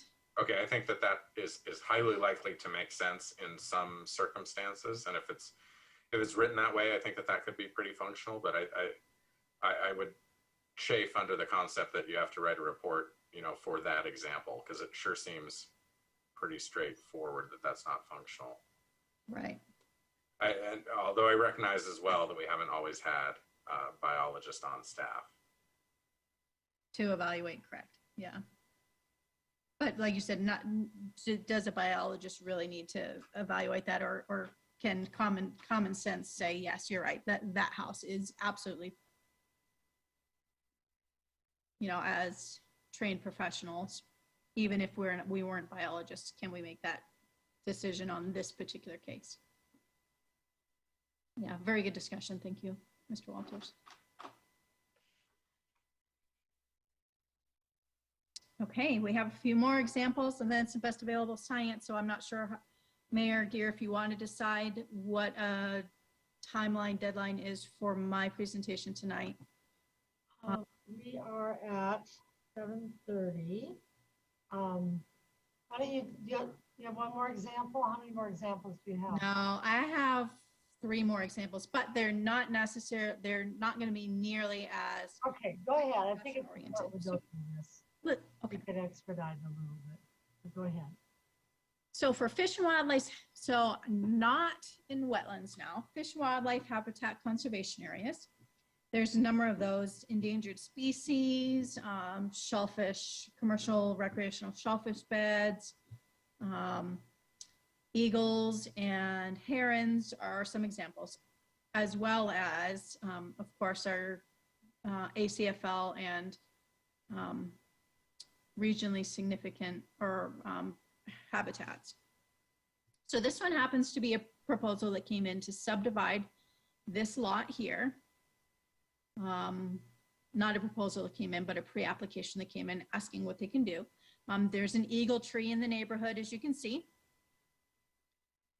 Eagle trees have 2 different buffers, a 330-foot year-round buffer, so that protects the tree all year round, and then a 660-foot seasonal buffer, a bigger buffer during critical nesting and rearing seasons of the year. So they would like to divide their lot, which they certainly can under the zoning and minimum lot size and density requirements.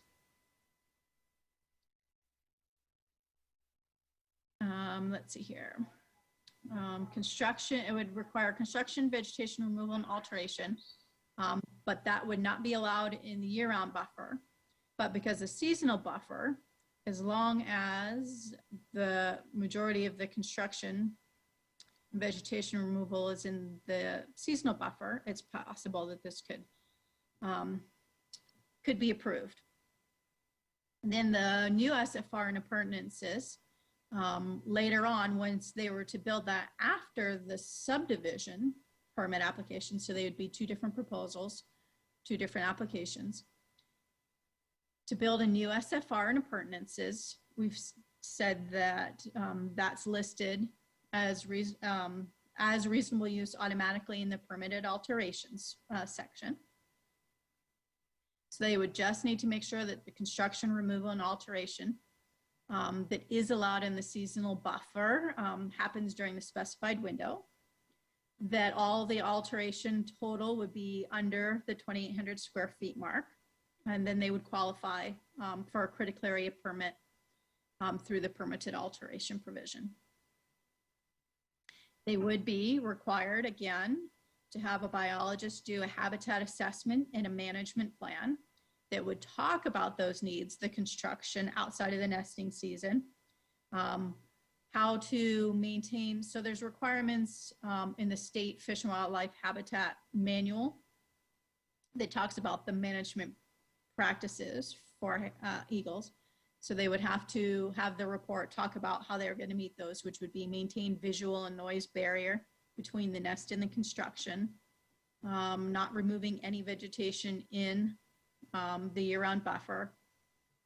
And they would have to tell us how the access road is demonstrated to be no impact. So part of the access road, this aerial is not really good, but this driveway is already in. They already have it built and they're using it in this portion. So just to continue it here, they would have to just demonstrate in the impact analysis in their habitat assessment would talk about how it's not. So this is a code provision right here. The access road demonstrates no impact. So as long as they all met those, then this would be an approvable project. And it's probably, so I think I ranked it as a less than common project.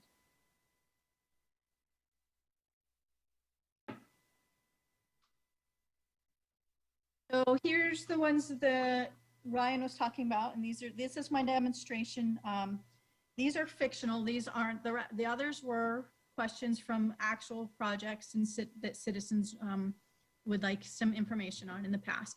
These are completely fictional, and I wanted to really demonstrate how the stream buffer currently works and what it would mean if we were to consider the riparian management zone approach using the site potential tree height that Evergreen Island suggested.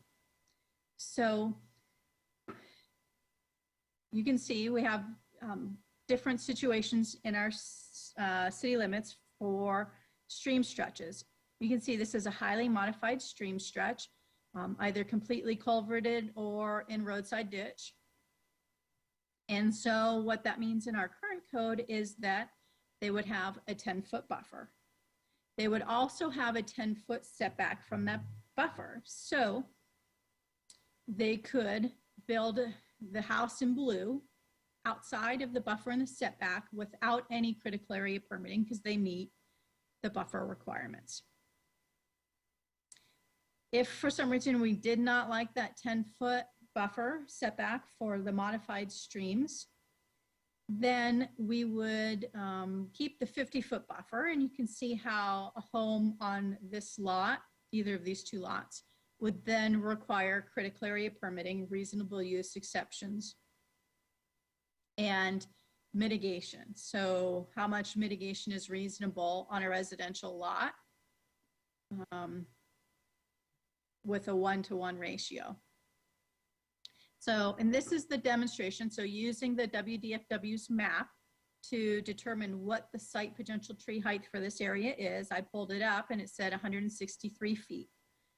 So the proposed riparian management zone from this segment of stream, if we were to implement that just citywide, would be 163-foot stream buffer to protect the riparian habitat. But as you can see, there's very little riparian habitat in this section to permit or to protect. So I have the opposite of this example next, and you can see this is again completely fictional, but I just chose a section of stream that is completely natural, and as you can see, completely surrounded by very dense existing substantial riparian habitat with the white dotted line. And so we could either stick with the 50-foot stream buffer, which would be mandatory anyways, or we could implement the riparian management zone approach, which again in this area would be 163 feet. And you can see where that buffer line would be and how much non-conforming development that's going to create. Or we could use the approach B, which I've bolded here, which is the way that the code is currently existing, that the 50-foot buffer stands, that is there automatically, but because there is riparian habitat and wildlife corridor, this site, if they were to build a house here, they would have to have a customized report by a qualified biologist that prescribes what the reasonable buffer on this site is, as well as a habitat management plan that talks about how they're going to use the site layout and the habitat and functions that are already there with the stream's needs to mitigate the impacts.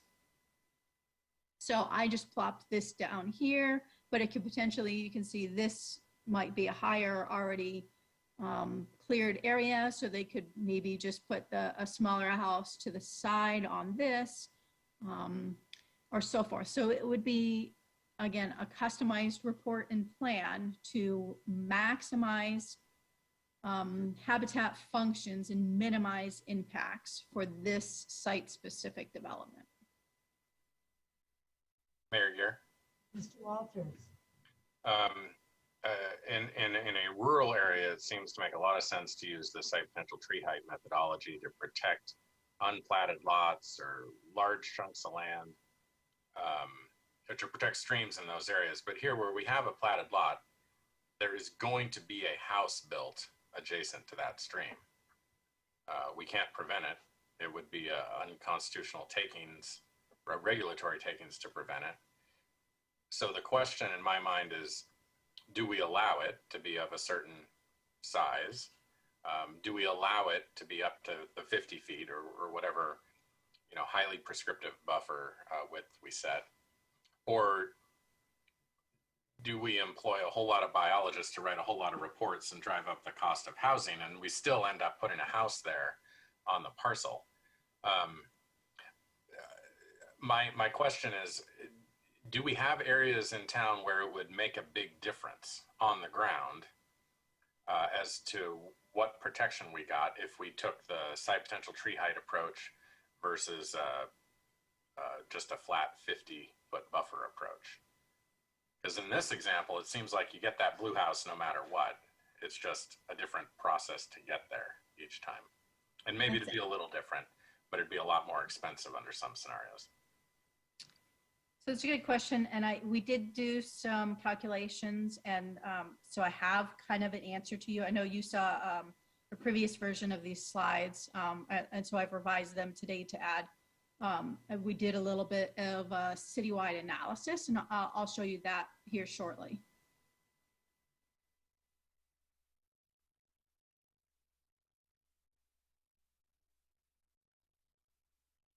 I have one more example, not related to streams, and then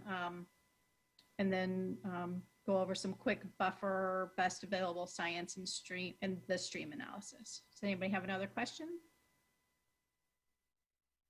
Okay.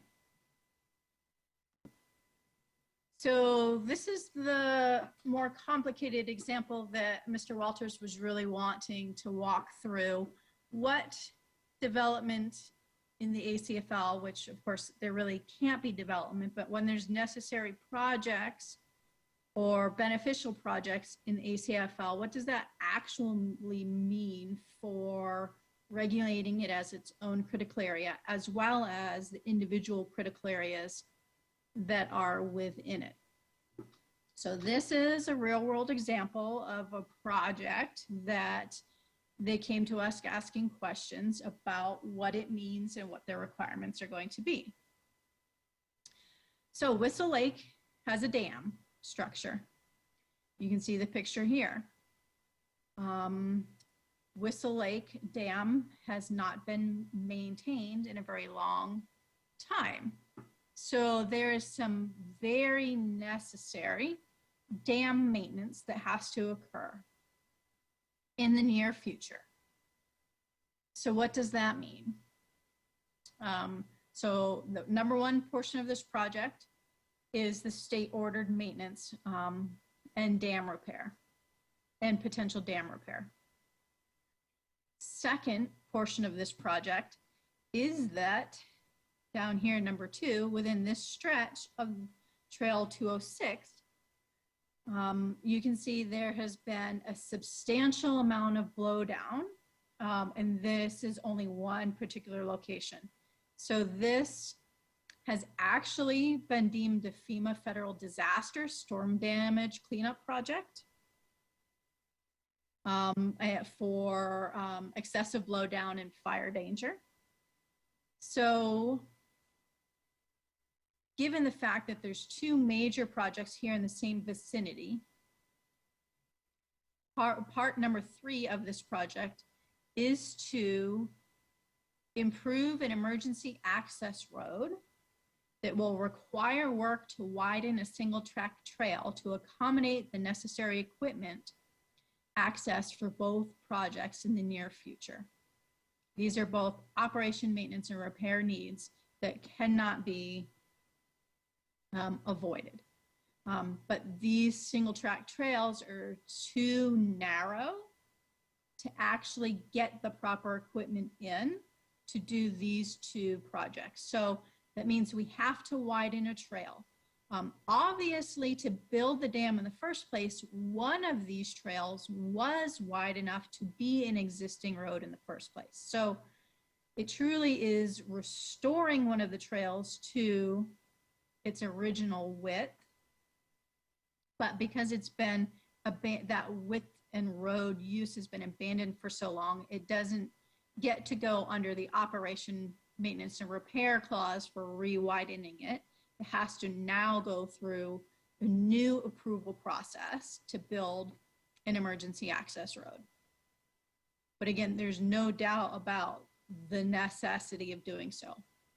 So ACFL is a regulated critical area itself. We can really consider it just a mature forest habitat that's protected. Maybe if it's easier to think of it that way than just our dedicated ACFL, but just regulating it as a protected mature forest habitat. Number one, maintenance and repair of the existing dam structure. This lies in a regulated shoreline. Whistle Lake qualifies for shoreline jurisdiction. So shoreline code overrides the critical area code in permitting processes.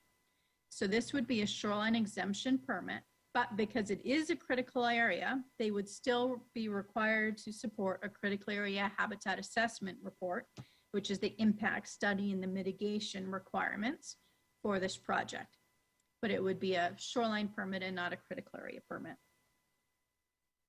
Number two, the maintenance and repair of the trail and the vegetation management project for low down fire prevention follows under the ACFL exemption with a written notice. So they would just have to provide us with written notice, description of the amount of work that they're doing and the scope and process of the work that's doing, so that we could make sure that what they're doing will not be an impact for just removing and cutting and the blowdown trees themselves. And then number three, the new dam access road. It is, again, the ACFL or the protected forest habitat. There's also wetlands and streams along the way. So this would be a public utility permitted alteration because an emergency access road and dam for the dam maintenance would follow under public utility. And so it would be a public utility permitted alteration, critical area permit. They would have to supply us with a habitat assessment and a wetland delineation report to assess any potential impacts. And they would have, again, doing mitigation sequencing and analysis and do a mitigation plan. So all projects must meet, because it is in the ACFL as well as all of these, it has to meet our capital facility plan, the ACFL comp plan, master plan, whatever we're renaming it, as well as the conservation easement and deed restrictions. So that's how projects in the ACFL would be administered.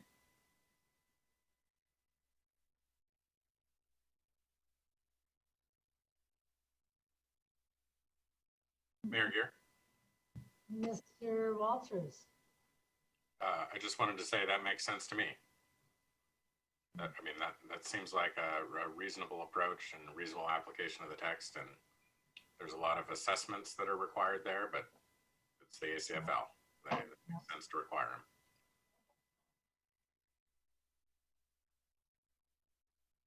Very good. Okay, thank you. Here's an example of a commercial development with this is currently mapped, but not exactly accurate. Would not meet any of our permitted alterations. So it would be considered a non-residential reasonable use exception that would require a variance permit.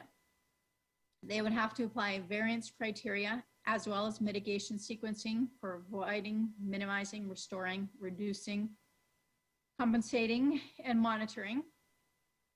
And during the pre-application conference, it was determined that the scope that they are proposing does not appear to meet the above mitigation sequencing or reasonable use criteria. So they have been recommended to go back and redesign the project that would be more approvable under all of the requirements.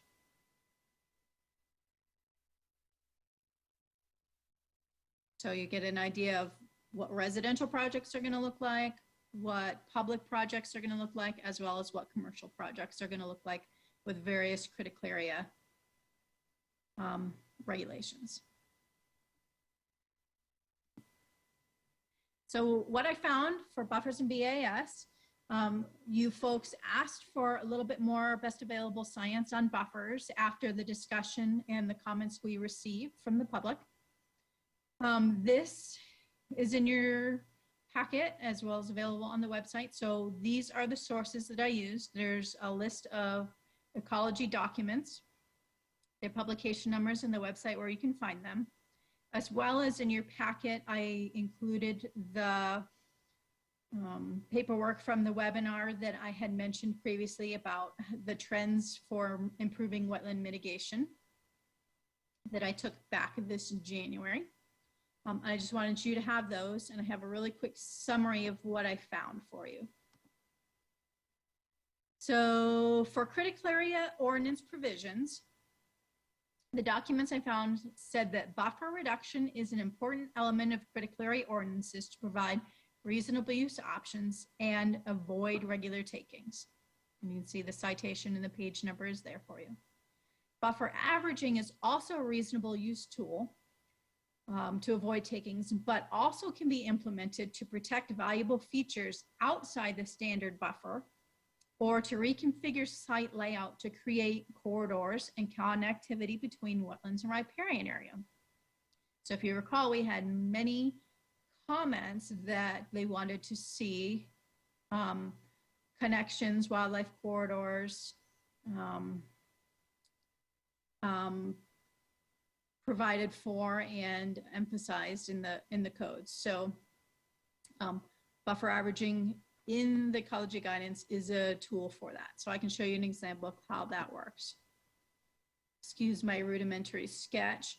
Say we have a wetland and we apply the standard buffer, but there's a very substantial amount of forest here. So the arbitrary standard buffer would separate this wetland from this forest, and you could put as much development in here if you wanted to functionally separate that. But if we wanted to allow buffer averaging, they could reduce the buffer in certain areas to add buffer in certain areas to now create a functional habitat corridor and transportation for wildlife. And then that would encourage, that would require no development to happen in here, and then to allow it to the sides or even this far side of both the wetland and the forest. So both buffer reductions and buffer averaging is important in critical area ordinance. And this is really good visual of why. This is wording, and I'll go through it really quickly. Residential areas buffer functions for wetlands are really for helping the specific stressors and to provide water quality protection from sediments, metals, nutrients, and so forth. And then a combination of appropriate stormwater treatment and the use of grass filter strips and grassy swales is recommended to pre-treat and protect buffers and wetlands. In urban areas, so the more commercial, industrial, manufacturing portions of our city. Pollutants are concerned primarily sediments, metals from roads, parking lots, and construction sites. Adequate treatment of stormwater runoff is critical to remove these pollutants. And infiltration, trenches, and so forth are used for protecting wetlands and buffers.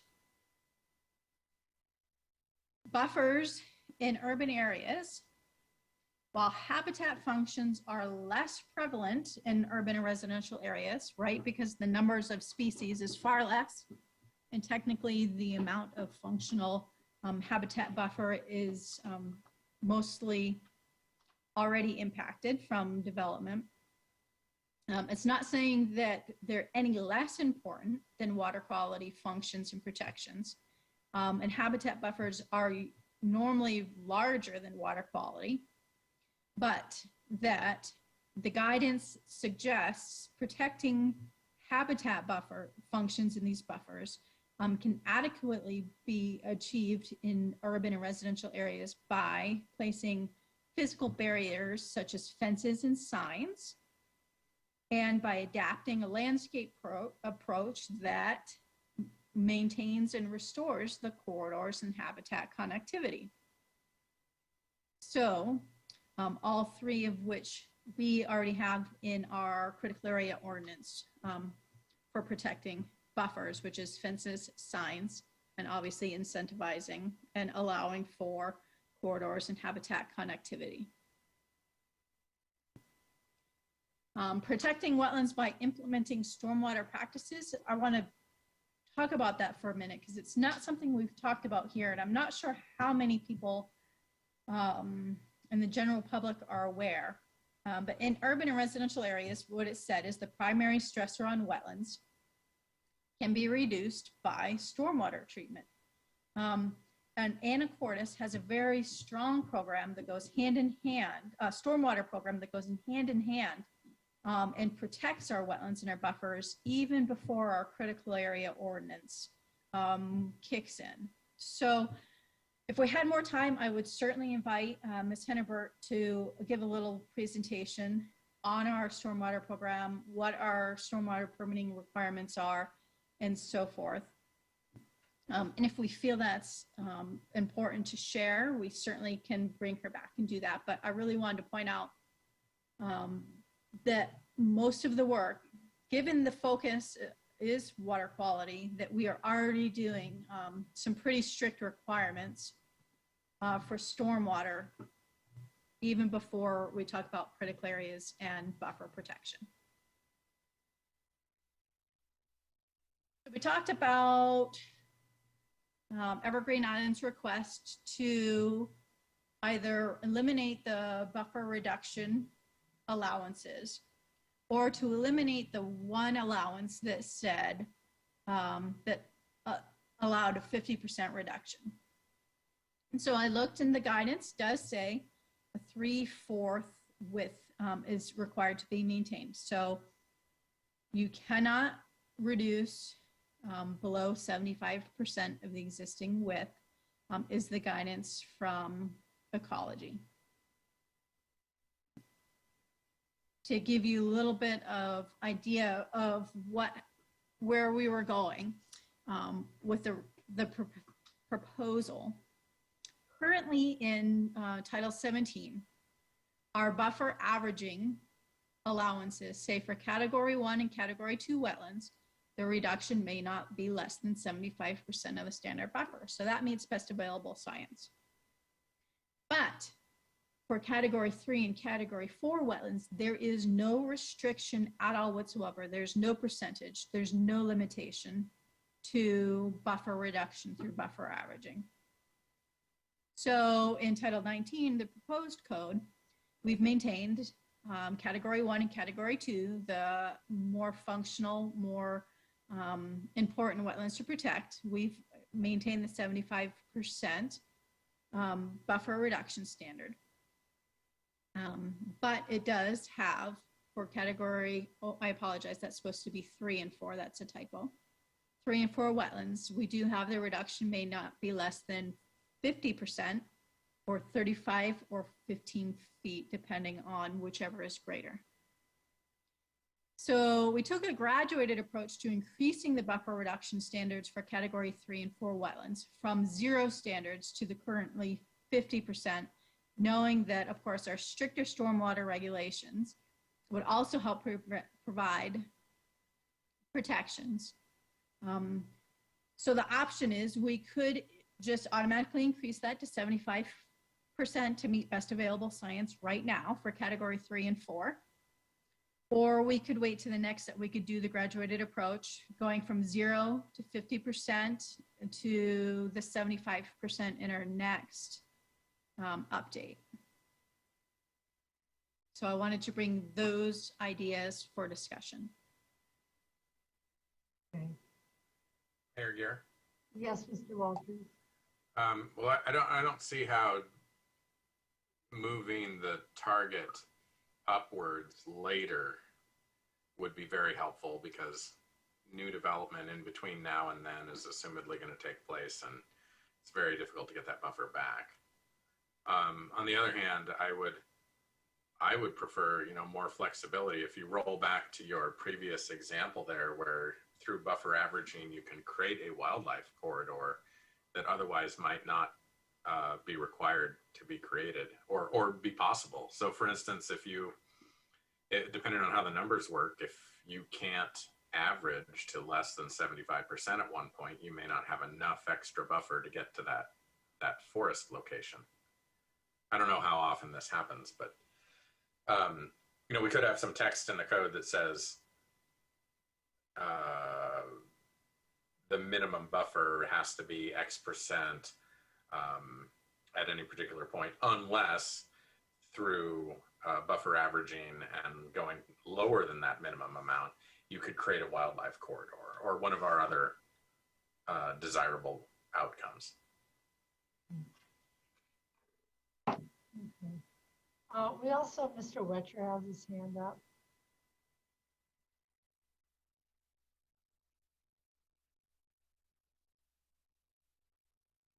Brian, did you want to make a comment?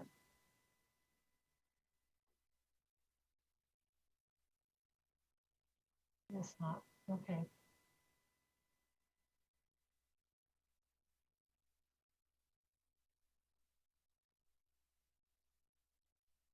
Does anybody else have anything to add? So I'll go back and take a look at how we can maybe word it to allow for some flexibility in total, right, where the total area, well, the total area has to be the same anyways, right? So, but I agree with the flexibility portion of it. So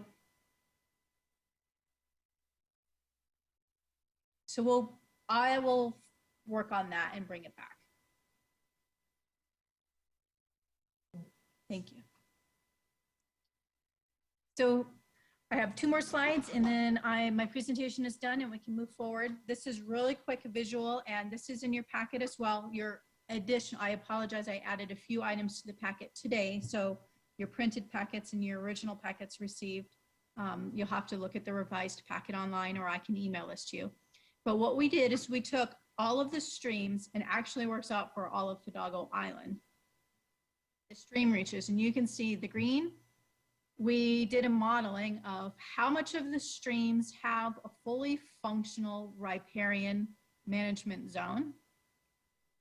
How many of the streams have a functional riparian management zone with some riparian habitat in it, but not fully functional?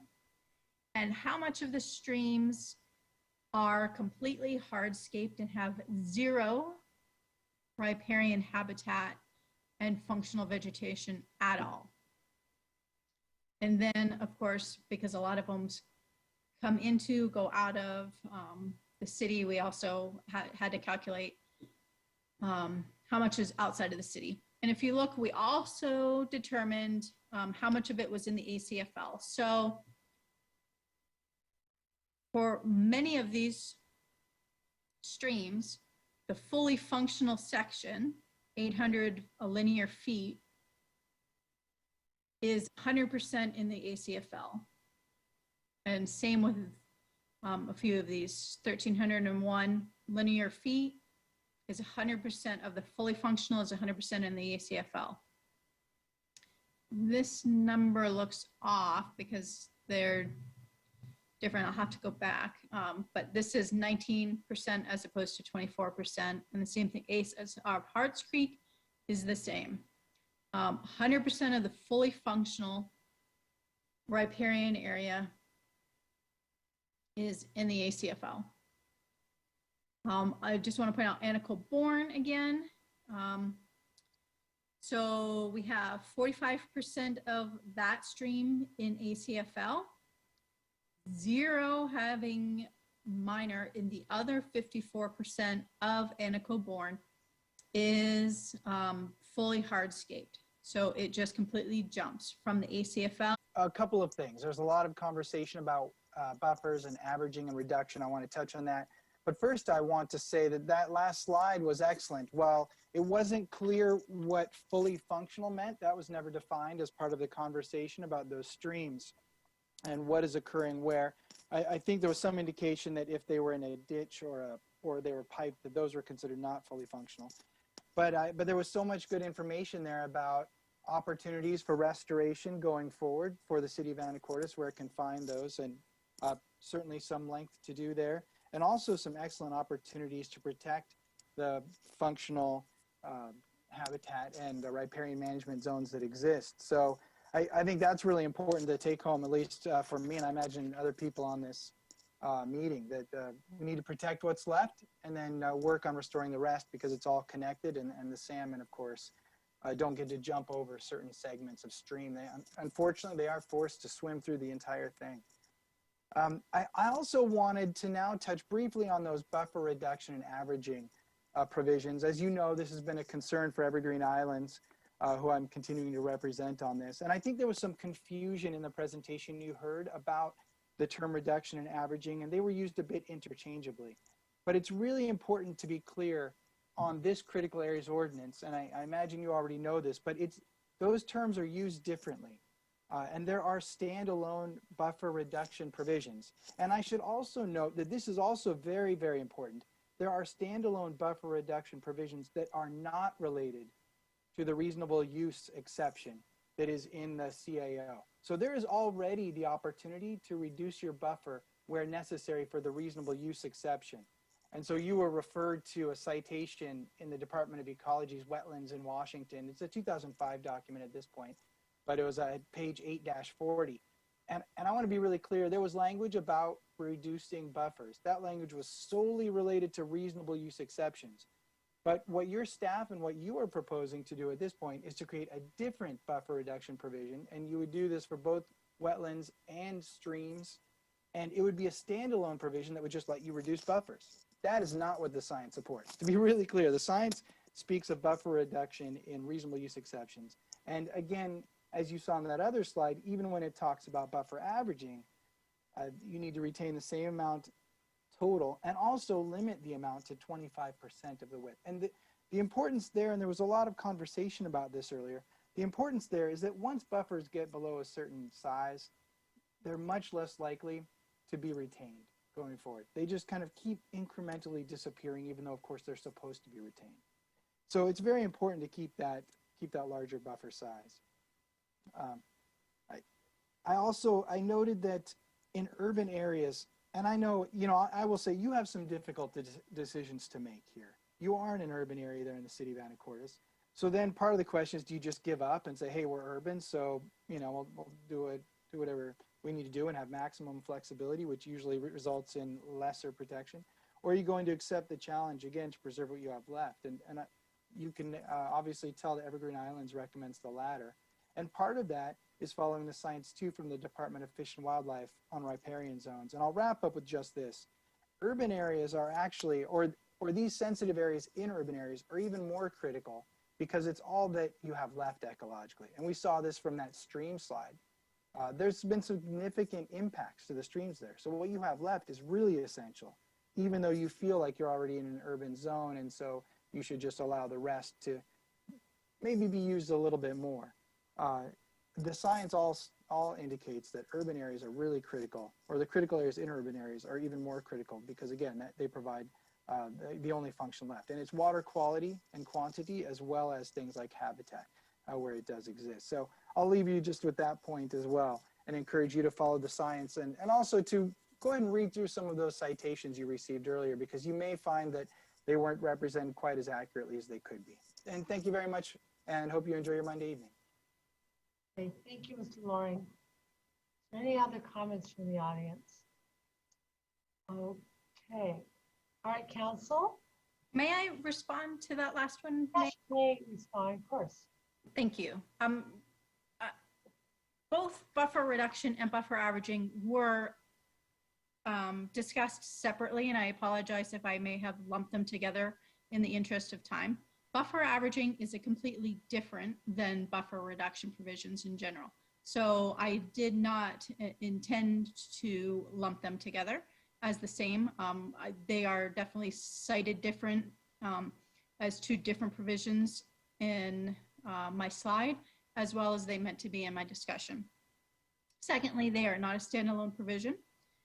If a buffer reduction proposal or a buffer averaging proposal does not meet the exemption criteria, then it must either meet the permitted alteration criteria that would go through a critical areas permit, which is the few items that we have already deemed as reasonable use. If they don't meet the permitted alteration for buffer averaging, the project for buffer averaging or buffer reduction proposal, then they must go through the reasonable use exception variance permit process. It's not a standalone. There's 3 types of critical area permits. Any critical area action must fit into one of those 3 permit types. It's not standalone. It has to go through a reasonable use criteria regardless. Permitted alterations have already been deemed as reasonable uses, minimum reasonable uses. So the permit process has been minimized. Anything that doesn't fit into that very narrow window of what a permitted alteration is must go through a reasonable use exception variance process. So a buffer averaging or a buffer reduction proposal is not standalone. It has to go through a reasonable use variance process. Thank you. Thank you, Tess. Council. Comments this evening, questions? Mayor Gear. Mr. Walters. If we could go to the stream riparian habitat slide, page 22 of 27. I just wanted to make sure that I'm understanding this color-coded table correctly. It looks to me like, Ms. Cooper, what you're saying is that Anacortes, for example, has 800 feet of fully functional buffer, meaning buffer that meets the site potential tree height buffer width, right? Is that? Yeah, it was estimated. We didn't do a so these are very estimated quick modeling through a GIS exercise. Okay, yeah. That was the intent. So 800 feet, that is basically that, but also that 800 feet is in the ACFL. Correct. So it's not eligible for development anyway? Correct. And the 800 feet of stream length is in the ACFL, but also the buffer is in the ACFL? Correct. Okay. Well, I apologize. Some of the buffer may extend out depending on the locations. This is just the stream length itself. We just looked at, is the stream surrounded by dense vegetation that would exceed that riparian area? Or is there just some vegetation, or is there no vegetation? Yeah, okay, so that seems an important point, because if the buffer is in the ACFL, then it's not going to be developed anyway. But if the stream length is in the ACFL, but the buffer, the 160 feet or more, is outside the ACFL, then maybe it would be developed, and then maybe it would be affected by the site potential tree height riparian management zone approach versus the flat 50-foot buffer approach. So I guess if we don't know that for sure, then the table is a little less useful maybe than I thought. The table was just a very quick estimation, so we had an idea of how much of our streams were surrounded by riparian area. Right. Yeah. So maybe it's most useful for the question separate from whether it's in the ACFL. Yes, we just wanted to have an idea of how much of it, if it is fully functional, why is it fully functional? Well, because it's dedicated as ACFL. Maybe. Maybe. Yeah. Okay. Again, it was just a quick and dirty to give us an idea. Madam Mayor, Mr. Neesmer. good evening. I think maybe this might be a good time to ask the council if there are specific items that they would like staff to research to bring back. And if not, perhaps this is a time where the public hearing could be closed, and then beginning the next meeting, the council could begin deliberations and discussion amongst themselves on the remaining subjects. Council, what is your thoughts on this? Mayor Gear? Mr. Young. No, I think that, you know, there are things that we need to further discuss, but I do think that the effort put forward so far has been meticulous and I think very reasonable. And so I'm in agreement with Mr. Meismer. I think that unless there's other questions, I think we can supply those additional questions to Ms. Cooper, but I do agree that the public part of this process could be over. Council, any other comments on that? Members of the audience, any final comments? Mayor Gear. Mr. Walters. A quick question. The draft that's attached to tonight's packet, draft 3.1, is that, what is draft 3.1? Is that the draft we've seen before, or is that an evolution of a prior draft? That's the prior draft. I have not implemented any discussed changes into a draft yet. That would be my goal for the next meeting. Okay, so then is it our thinking that we would discuss then that draft? I mean, that would be my preference. That's correct. That is my goal. I included a table into the amended package tonight that is the list of changes that we've discussed that City Council wanted to implement. So then I would go back and implement those into the draft and bring it back for us to review and discuss for a final. Okay, so I really think we did a bang up job of discussing those things in our last couple of meetings, and that the next step is really to generate that draft and then for us to review it and then see if there's anything else we want to hash out.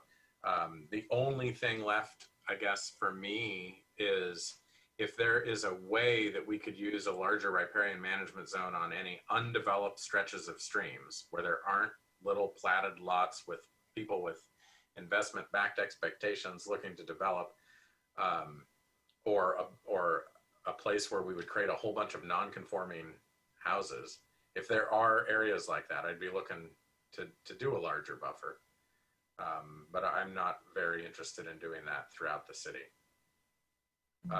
Otherwise, I think it is important that we get this draft adopted soon, because it does improve the protections for our critical areas throughout the city. And the sooner it gets adopted, the sooner those protections go into effect and the sooner we help protect those areas. So I'd be in favor of moving it forward. Great. Well, I do have one member of the audience with their hand up, so I'd like to take that comment. And then I'll we'll move forward on closing the hearing. Mr. Wetcher, go ahead. Thank you, Mayor Gear and Council, for bearing with me. As the landscape contractor of record for both Sunset Cove and the Portales project, I installed buffers for those projects on their perimeters, one on the Ship Harbor southern boundary and the other on the northern boundary adjacent to the Shannon Point.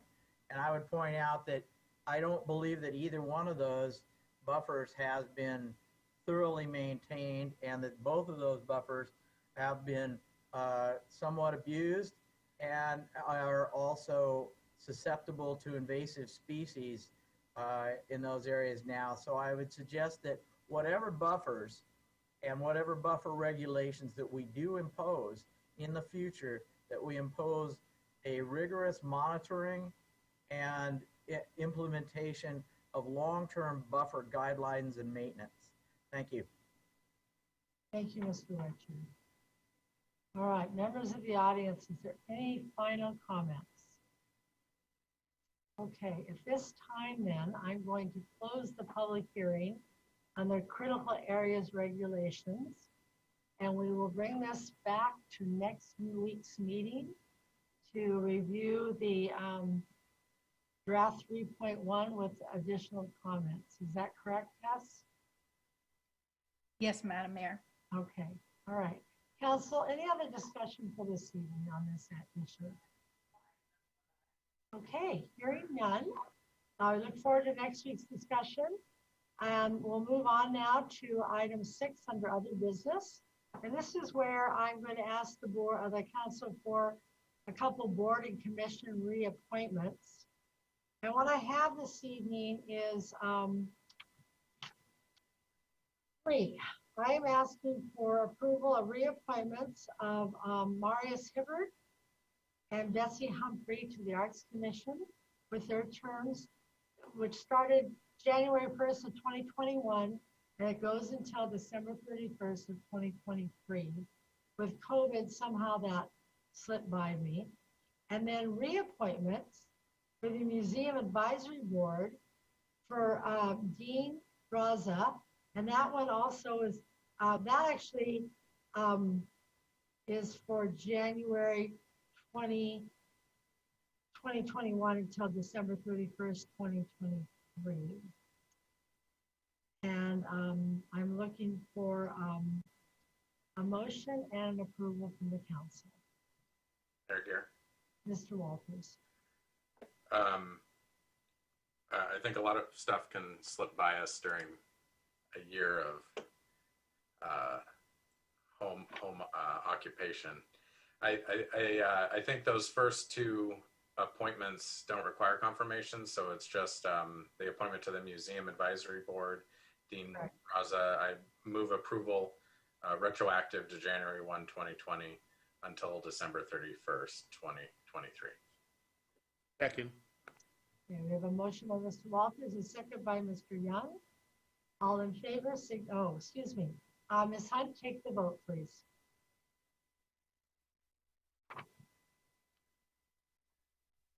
You with us? Sorry, Mr. Young, Yes. Mr. Walters, Yes. Ms. Cleveland McGrath, Yes. Mr. McDougall, Yes. Mr. Miller. Yes. Motion carries. Thank you. Now we're moving on to item 6B, which is the Mobile Integrated Healthcare Pilot Program. This is a discussion item, and Chief Harris from the Fire Department will lead this conversation. Welcome, Chief. All right. Good evening, Mayor Gear, members of council. Thank you for the opportunity to present this concept that we've been working on for a little while. Really, I kind of just I've had an opportunity to present to a couple of the subcommittees or committees in pretty good detail. Tonight, I want to kind of hit the high points, talk about some funding sources, and then answer any questions if anybody has.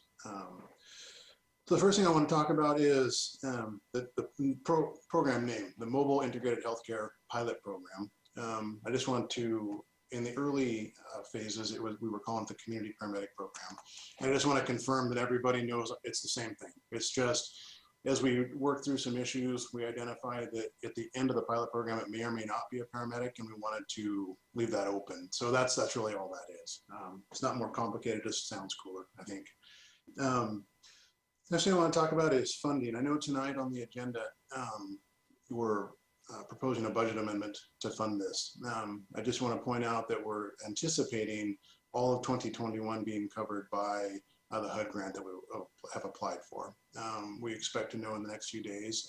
Everything has been indicating to me that that will be successful. There's no guarantees, obviously, and if that doesn't happen, we'll have to talk about some other things, but that's our anticipation.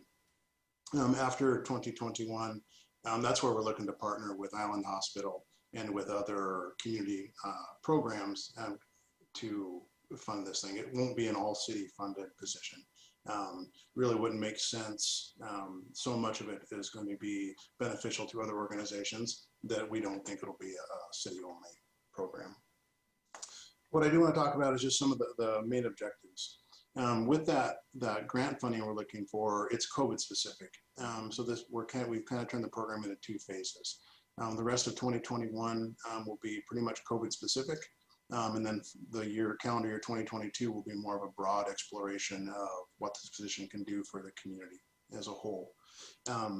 But with that, so the MOU we talked about earlier has to do with utilizing the vaccines and things that are owned by Island Hospital or being controlled by Island Hospital, and being able to kind of, in a sense, take their clinics on the road. We're going to be going out even door to door to look for our underserved community members, people that are bedbound, can't get out to normal testing and vaccination sites, and really kind of, help to bridge those gaps to end this thing. I think everybody is tired of Zoom meetings and everything else has to do with COVID. So we want to do everything we can to help end this. So we want to reach out and make sure that everyone has had an opportunity to be vaccinated, to be tested, be educated, and decline if that's their wish. But we want to make sure no one's being missed. So that'll be the primary goal for the rest of this year.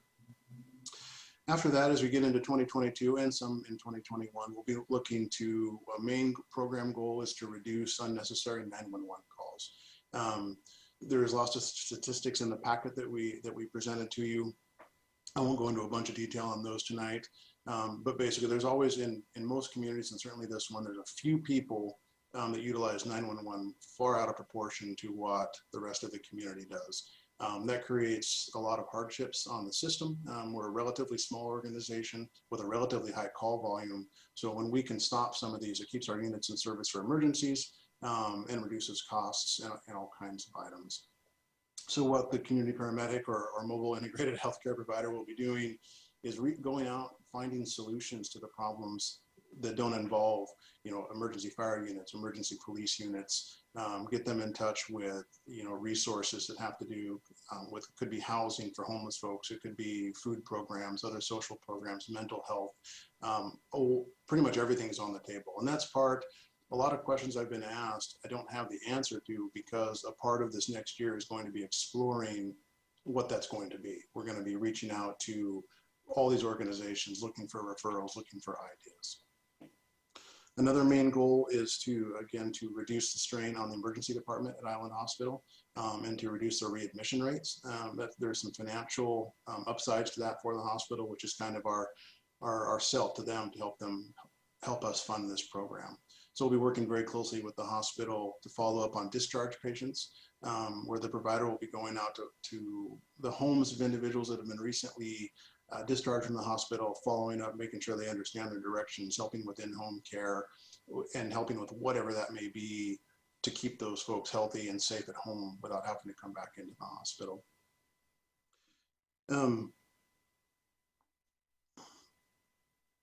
I guess in a sense, I've kind of covered the objectives. I kind of lumped a few of them together there. All these things kind of run together. There's a tremendous amount, and I was asked earlier by, I think, Mr. Young, to quantify some of the benefits. We started that process this afternoon, and there are certainly some financial benefits to help offset the cost. I don't want to give you fake numbers tonight, but it's relatively significant, and I'll get back as we present the full program in 2022. I'll have better information like that for you to help you make good decisions on if we want to fund this program permanently or not. Yes. If I could just sort of add one thing to what you said. Quite honestly, in your presentation this afternoon toward the committee, it was exceptional. We absolutely understand that you're working through those details right about now. The benefit of that you're going to present later on by way of numbers will be such that the public, as well as the rest of council, fully understands how this is a benefit to everyone, because there are costs already associated with the hard work you're doing, answering the 911 calls. Recidivism rates back into the hospital are big numbers that affect the hospital's quality score, and so many other things that are necessary. So this is a great program, and I appreciate you bringing those numbers back. That's why I asked for it. And I just wanted the rest of the public to hear and understand that this is really a great program, and wanted to put that forward on the behalf of it as well. Certainly, thank you. And we're really excited about the benefits that we can get out. And we normally only deal with patients in horrible situations where they're having an emergency, and the opportunity to connect in a different setting and help prevent those emergencies is it's pretty awesome. We're looking forward to it. So, that's really all I had. The other goal was injury prevention. Again, a lot of statistics have to do with fall injuries and rates with the elderly. Another big chunk of this job will be to get out and assess people's homes, educate them, and look for engineering solutions to help prevent the falls, so they don't ever happen in the first place, but to keep people safe. So there'll be more, but that's the high points. Happy to answer any questions if you may have any. Mayor Gare. Mr. Walters. We heard just briefly about this on the Community Services Committee at our meeting of all the service providers in the area, and I really think that this is a great idea. This is such a great opportunity for exploring how we can provide some really essential services to people. And I take your point really well that this is a period of exploration.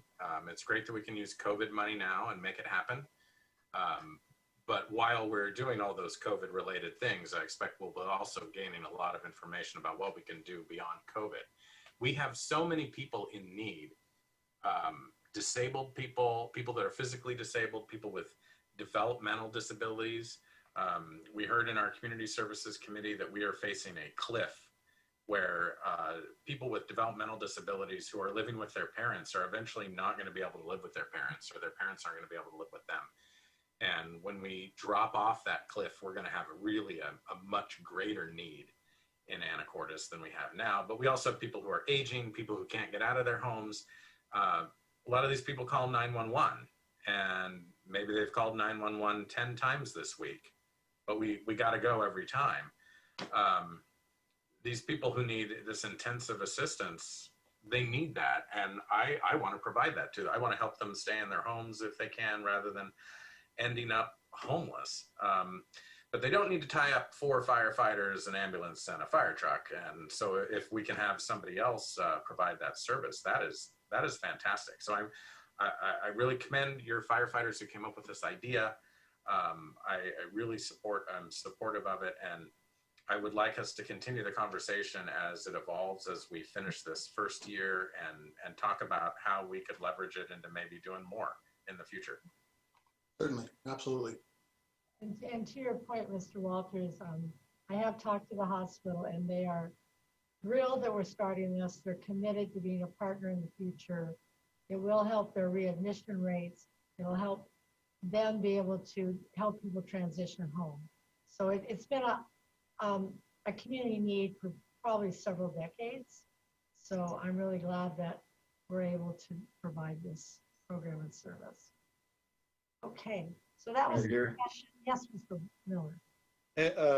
Chief, I appreciate all the stats you put up in the packet. I think that's great, but that'll be really important for us to, as we evaluate this. Again, I also echo Mr. Walters' comments that we keep track of those statistics, because it happens almost every time. It's like, oh wait, what was that number again? And working with the hospital as well for readmission rates, as well as 911 calls. So that hopefully will be easy to do, but I find that sometimes it's not always there when we ultimately ask for it, when we're looking to maybe permanently keep this position going. So thanks again for those stats. You bet. And we'll make sure we'll track everything well. Mayor Gare. Yes, Mr. Google. I wanted to reiterate or express my support for this as well. I think it's a terrific idea, and I thought Mr. Walters' statement was spot on. I did have a quick question. You mentioned potentially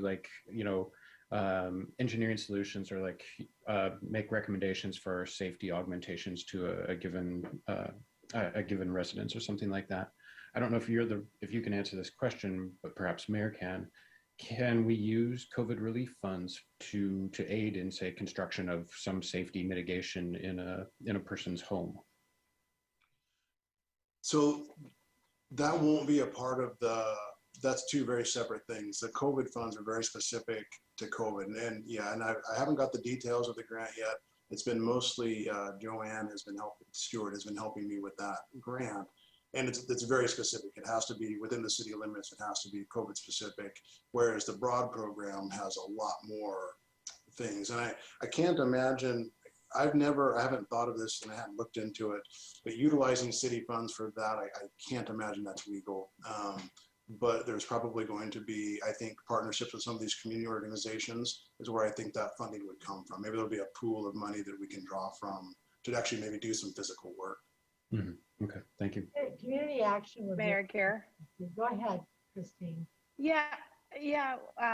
During our roundtable discussion, one of the programs that came up in there is funding available for seniors who need some retrofitting done to their homes, such as ramps or pull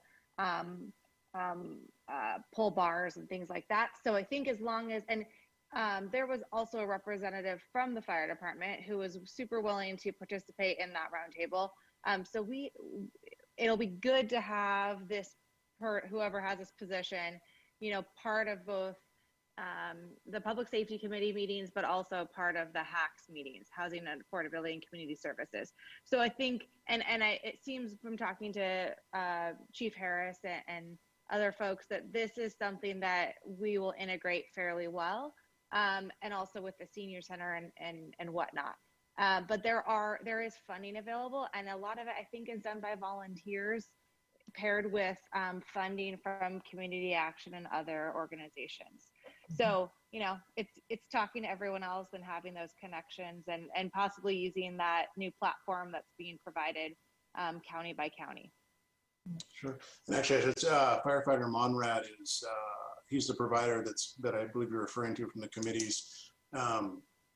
He'll be the one that's filling this role for the pilot program phase, at least. He's actually here with me tonight, but he's too shy. He's off camera just a little bit and won't pop over. And he was here in case he had any tough questions I couldn't answer. So yeah, he'll be at all those things, absolutely. Wonderful. All right, any other questions or comments? Thank you, Chief. Yep. Thank you, Mr. Monrad. And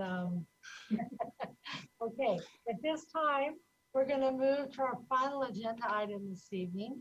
It's item 6C. It's Ordinance 3090, an ordinance amending Ordinance number 3078, adopted on December 21st, 2020. And this entitles an ordinance adopting the budget for all municipal purposes and uses for the year 2021, as amended by Ordinance 3079, adopted on April 26, 2021. This is a discussion and action item, and I'm going to let Ms. Shu start the conversation. Good evening, Mayor and Council. That ordinance name is a mouthful. So tonight, we're coming before Council is to talk about a budget amendment for the addition of 5 staff members with the city. One is the funding of the community paramedic or the mobile integrated healthcare provider position that Chief Harris just spoke about. In our materials, we have not added the HUD funding because that is not guaranteed yet, but we've added the revenue side as fund balance used. In the event that we do get that HUD grant, then we would do another budget amendment to transition that to HUD funding from the fund balance side. We are also looking for positions in support of the IT department. There are 2 specific positions that we're asking for your support on. One is for a technician that will be able to assist with the day-to-day workload that just continues to grow in the department. The complexities of staying up to date with the cybersecurity. We're spending almost a full day a week just applying patches, making sure that we have everything in place to protect our network as much as possible. to being able to respond to every department that has a new program or a new need. Tonight, as we were talking about the body cameras in the police department, that's going to create a significant amount of work within the IT department to be able to have the staffing and all of the storage in place to be able to, so that we're able to then go in and respond to public records, disclosure requests, and different things that come up. So every place that we add a little bit of technology has this compounding effect on the department. That general technician position would be funded through the general fund. The second IT position is a SCADA position that would be funded through the utilities. 75% of that funding would become through the larger water utility, and 25% would come through wastewater. We've had conversations with the Public Works Department. They have been asking for this level of support for several years, and it makes a lot of sense to them to have this position funded and report through the IT division and providing support to water and wastewater through the utilities. The remaining two positions that we're asking for are within the fiber division. This would allow us to hire 2 additional fiber technicians, which will allow us to staff 2 teams of 3 for our installation teams. That will increase the rate of our installations as we're getting out into the west end. It should reduce the time and half of the pre-orders that we have, so that we would be able to do on average 4 installs a day for the underground installs from 2 right now. It will also ensure that if we have a service call that needs to be responded to, that we have a staff member available to go and help with that. If we have an employee absence, that we have the staff that is not going to cause us to have to reschedule any work to be able to get those installs done. So I'd be happy to answer any questions that you have about these positions. I know that it's not typical that I would be bringing forth a budget amendment, but Steve Hoagland and I had discussed this. We've also worked with Philip Steffen in reviewing the ordinance as it's presented tonight. And Mr. Hoagland was aware that we were going to be presenting this while he was out of the office.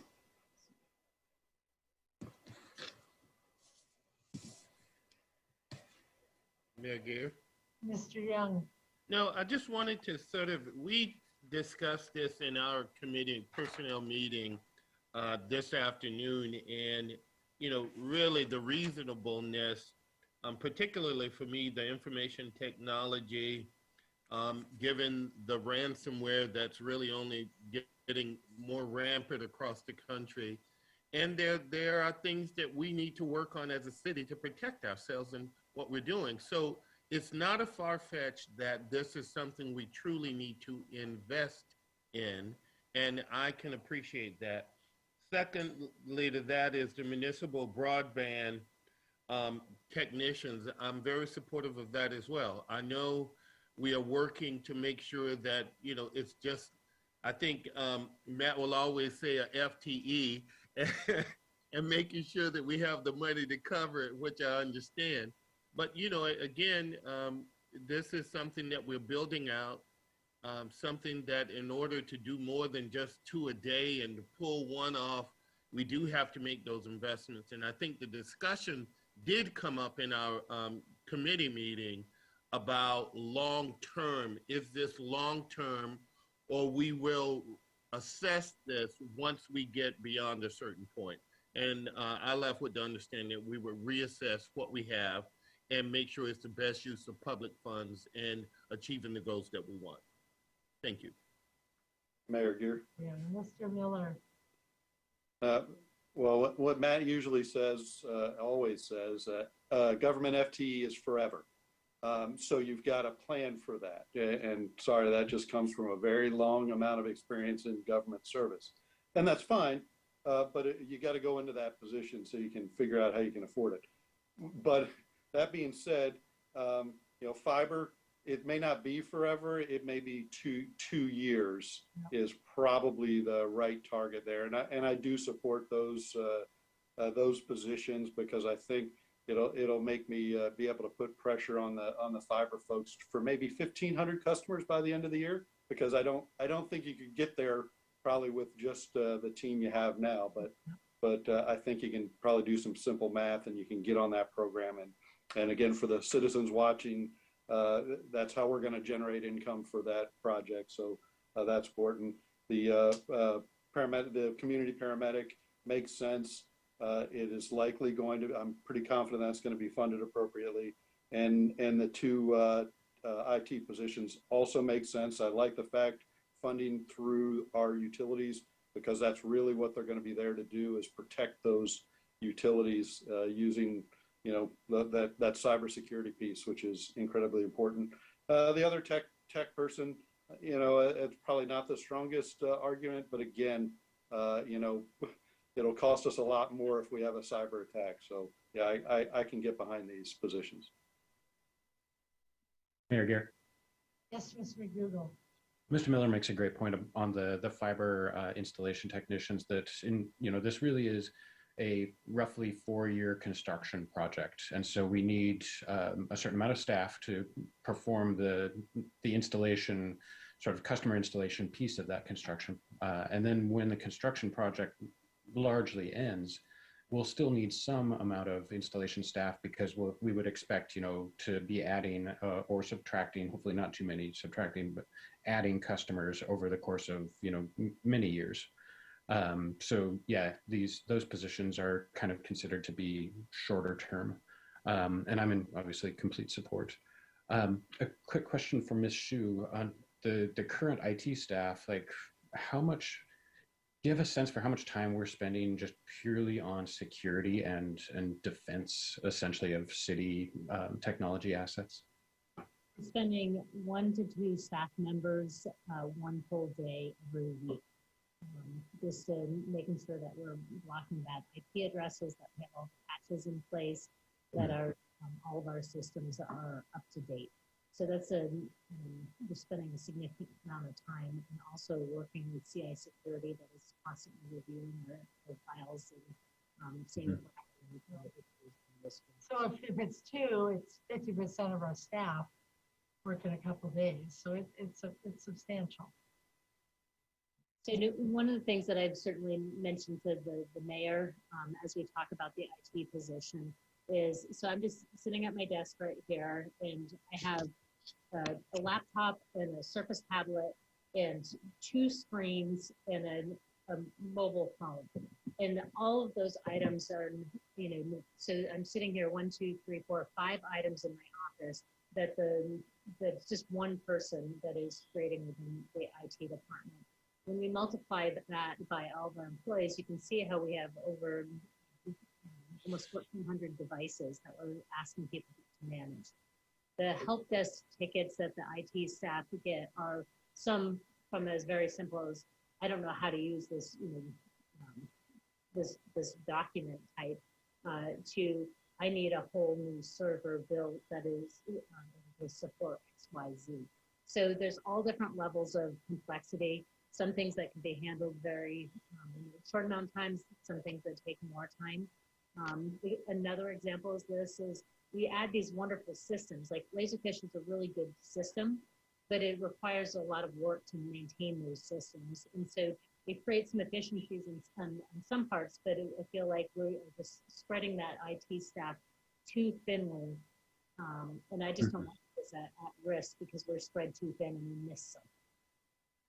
Yeah, that's a great point. In the tech industry, they've started using the buzzword digitization, where organizations like companies or like government entities are rapidly digitizing processes and tools, and basically there's this big kind of explosive growth of software applications and just technologies that are in use by organizations. So you're absolutely right. The point about this, explosive growth of these tools means there needs to be IT staff to support them, and that's just going to continue. So I'm definitely in support of this additional technician. Here. Yes, Mr. Walters. I want to take each of these one at a time. I strongly support adding the fiber techs. This is what I've been advocating for a while. Speeding up fiber deployment is clearly what our residents want. This will help us do that. And it's not a matter of money, really, because we were going to spend this money later, or we can spend it now, but it's cheaper to spend it now and get more revenue coming in sooner. So I think that just makes sense. Let's just use it wisely and make it happen.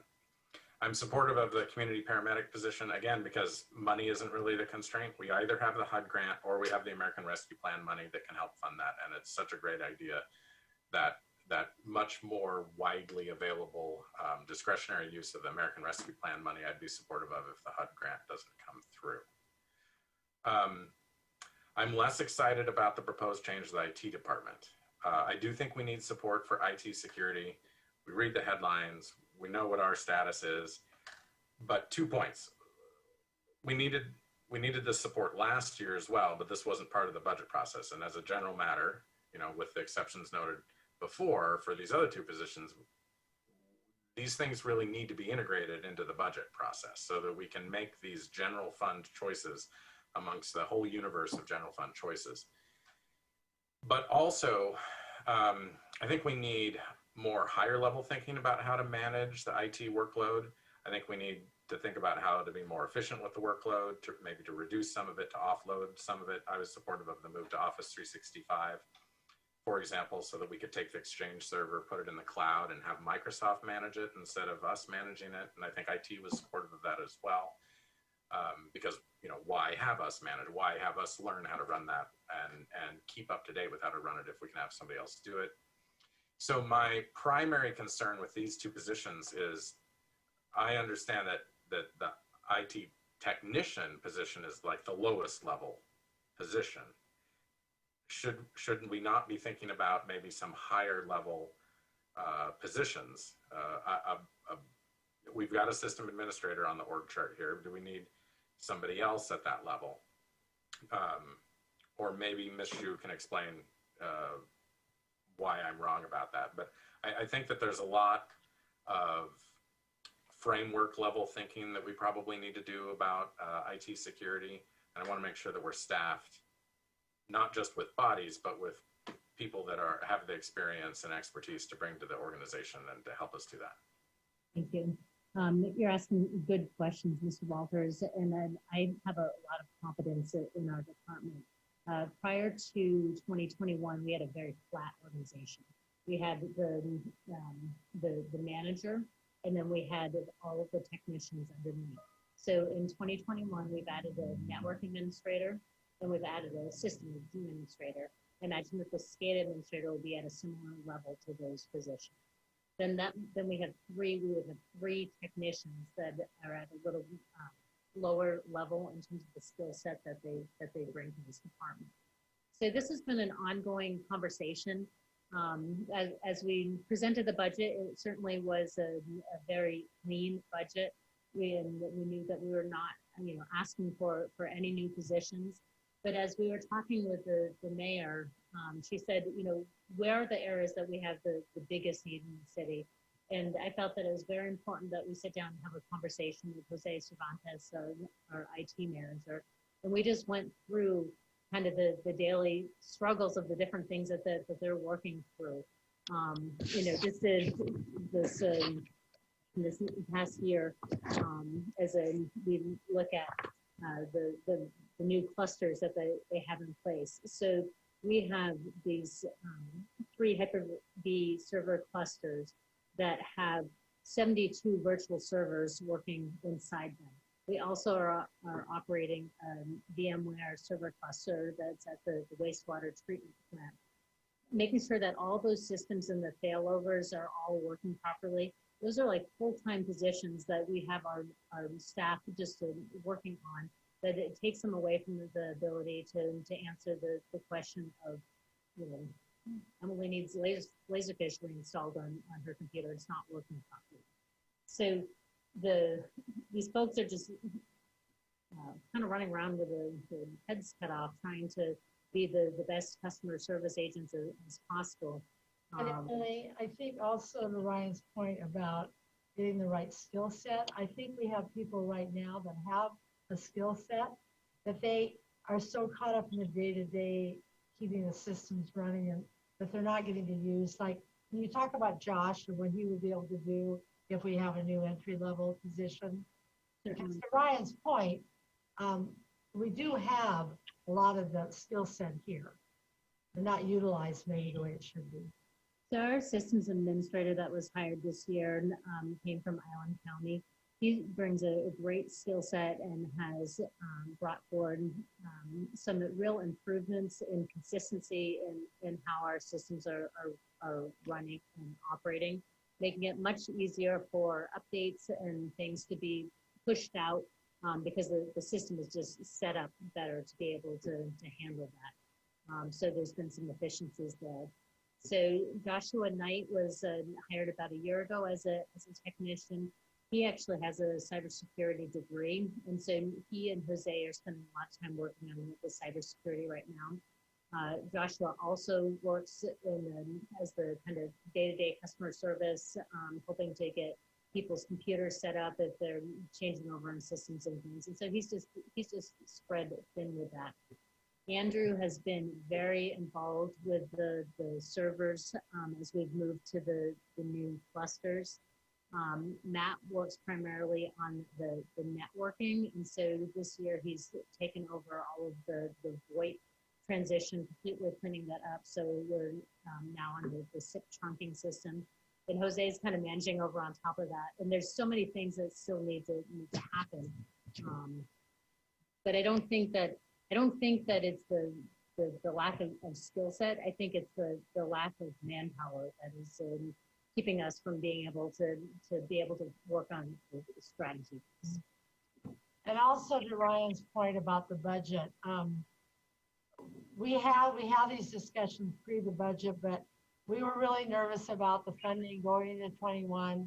We have a very conservative finance director that he just said, please, Mayor, hold off. And so we did. But as we got into this year, I feel like we're failing in IT, and I wasn't willing to wait a year to ask for help. So to your point, I know it needs to be part of the process. I'm going to blame it on COVID. We were just being conservative, building the budget, and if I feel like we can support this and we need this. Mayor Gear. Mr. Wall, please. And I think that's an important mitigating circumstance to the general principle that things should be run through the budget process. I think that's valid.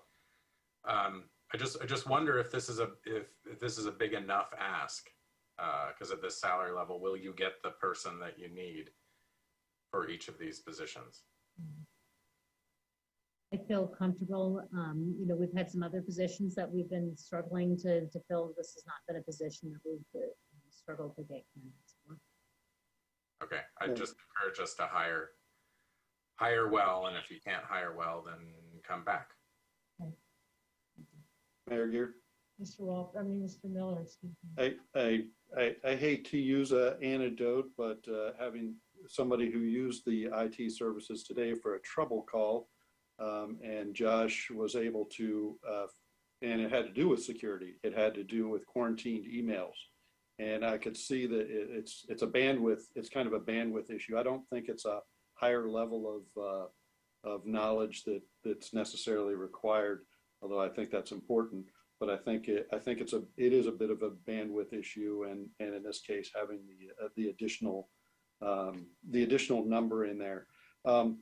And I had one other point that slipped my mind already, but again, having the skate up piece, and this is for Ms. Oh, and the other point is those five devices that you talked about, Ms. Shu.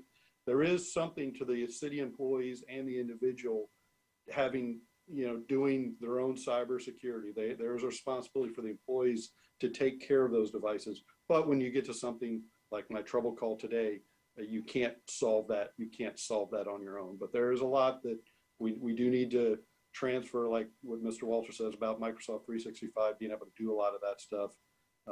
We need to work on that as well, so we don't have IT solving every one of the minor problems that our employees have.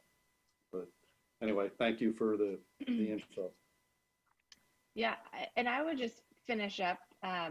Is that I think it's a couple of issues. It's the COVID. It was COVID and trying to do everything as not add any extra employees for the 2021 budget cycle.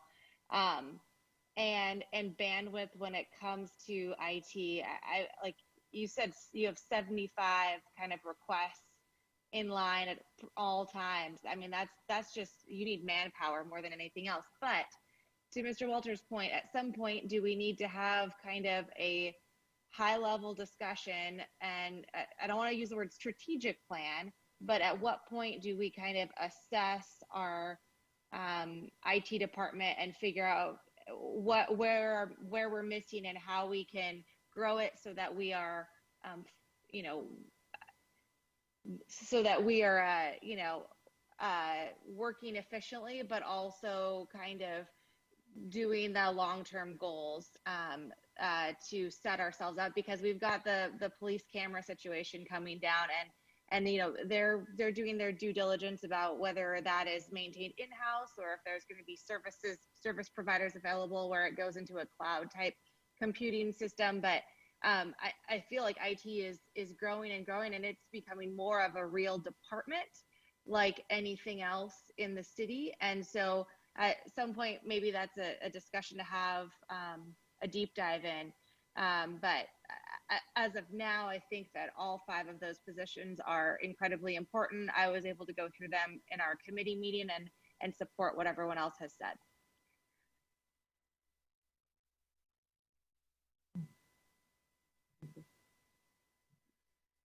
Unless, go ahead, Mayor Gear. No, go ahead. I was going to say, hey.